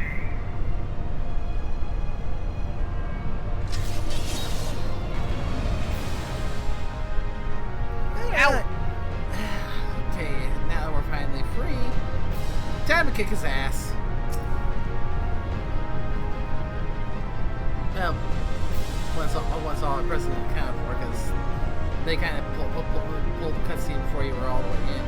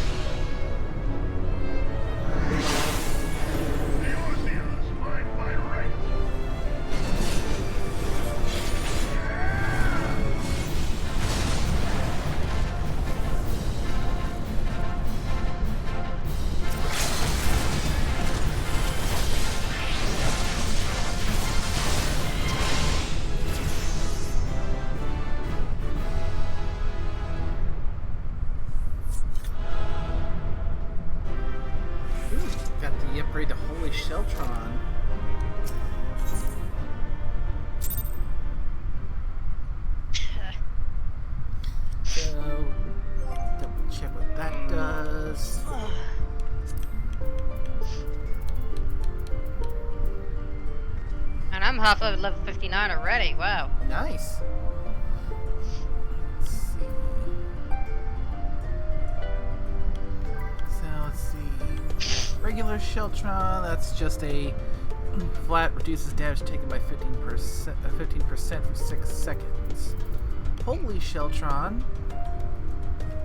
Well, the duration goes up to 8 seconds for the 15%, but also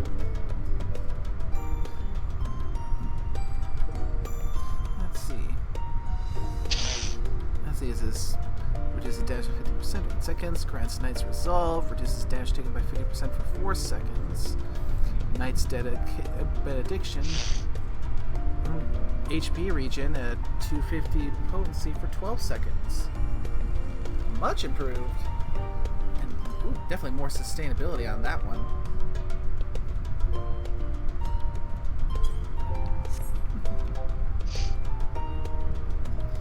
Yeah. Oh, there we kind of just crossed over the 9 o'clock mark, so that might be a good spot to wrap it up for tonight, because we're also over the 4-hour mark.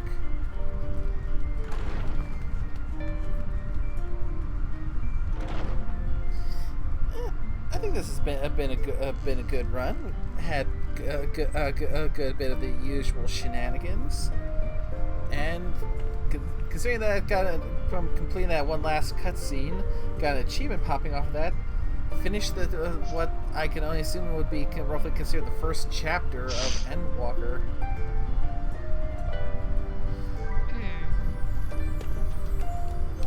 Because, yeah, got the achievement with a fancy title, Magus Resistor.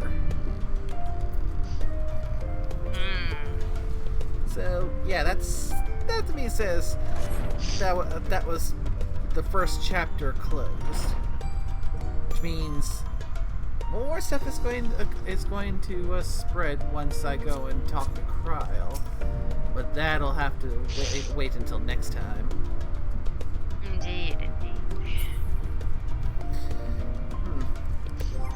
Knowing how far my other job leveling is going to be by the time we come back, because hitting just the like I for me is what I consider the big 4 for experience farming. Just the leveling, main scenario, alliance raid, and frontline roulette gives me a pretty fair amount of experience each cycle. So depending on how things go, I'll probably have Pictomancer up to 89 by then, and not sure what I'm going to work on after I get the Pictomancer there, because again, I am being stubborn about holding on to the first level 90 being the one that I take through the MSQ, which has currently become Reaper. So that is nearly at 85.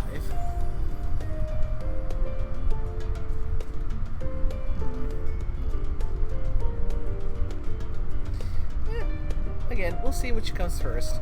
Reaper hitting 90, or Reaper hitting 90, completing the MSQ, or getting the rest of the jobs up to 89, so Reaper's the only thing left to push to 90.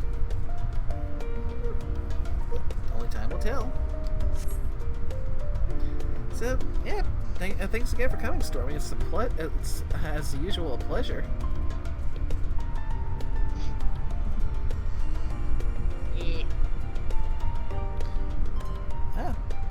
And I didn't hear a notification go off. Might have been because it might have happened when we were in the middle of a fight and there was so much going.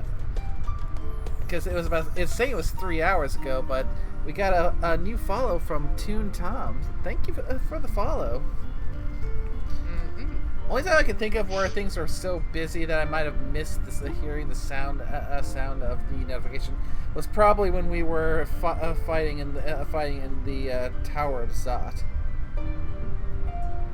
because that's the one that comes to mind. So, but I'm not sure when in the time frame that was. Still, regardless. Thank you for the follow. I hope you enjoy your time here. And thanks to everyone else who came by to watch the stream. Hope y'all had a good time, and until next time, y'all take care now. Bye-bye.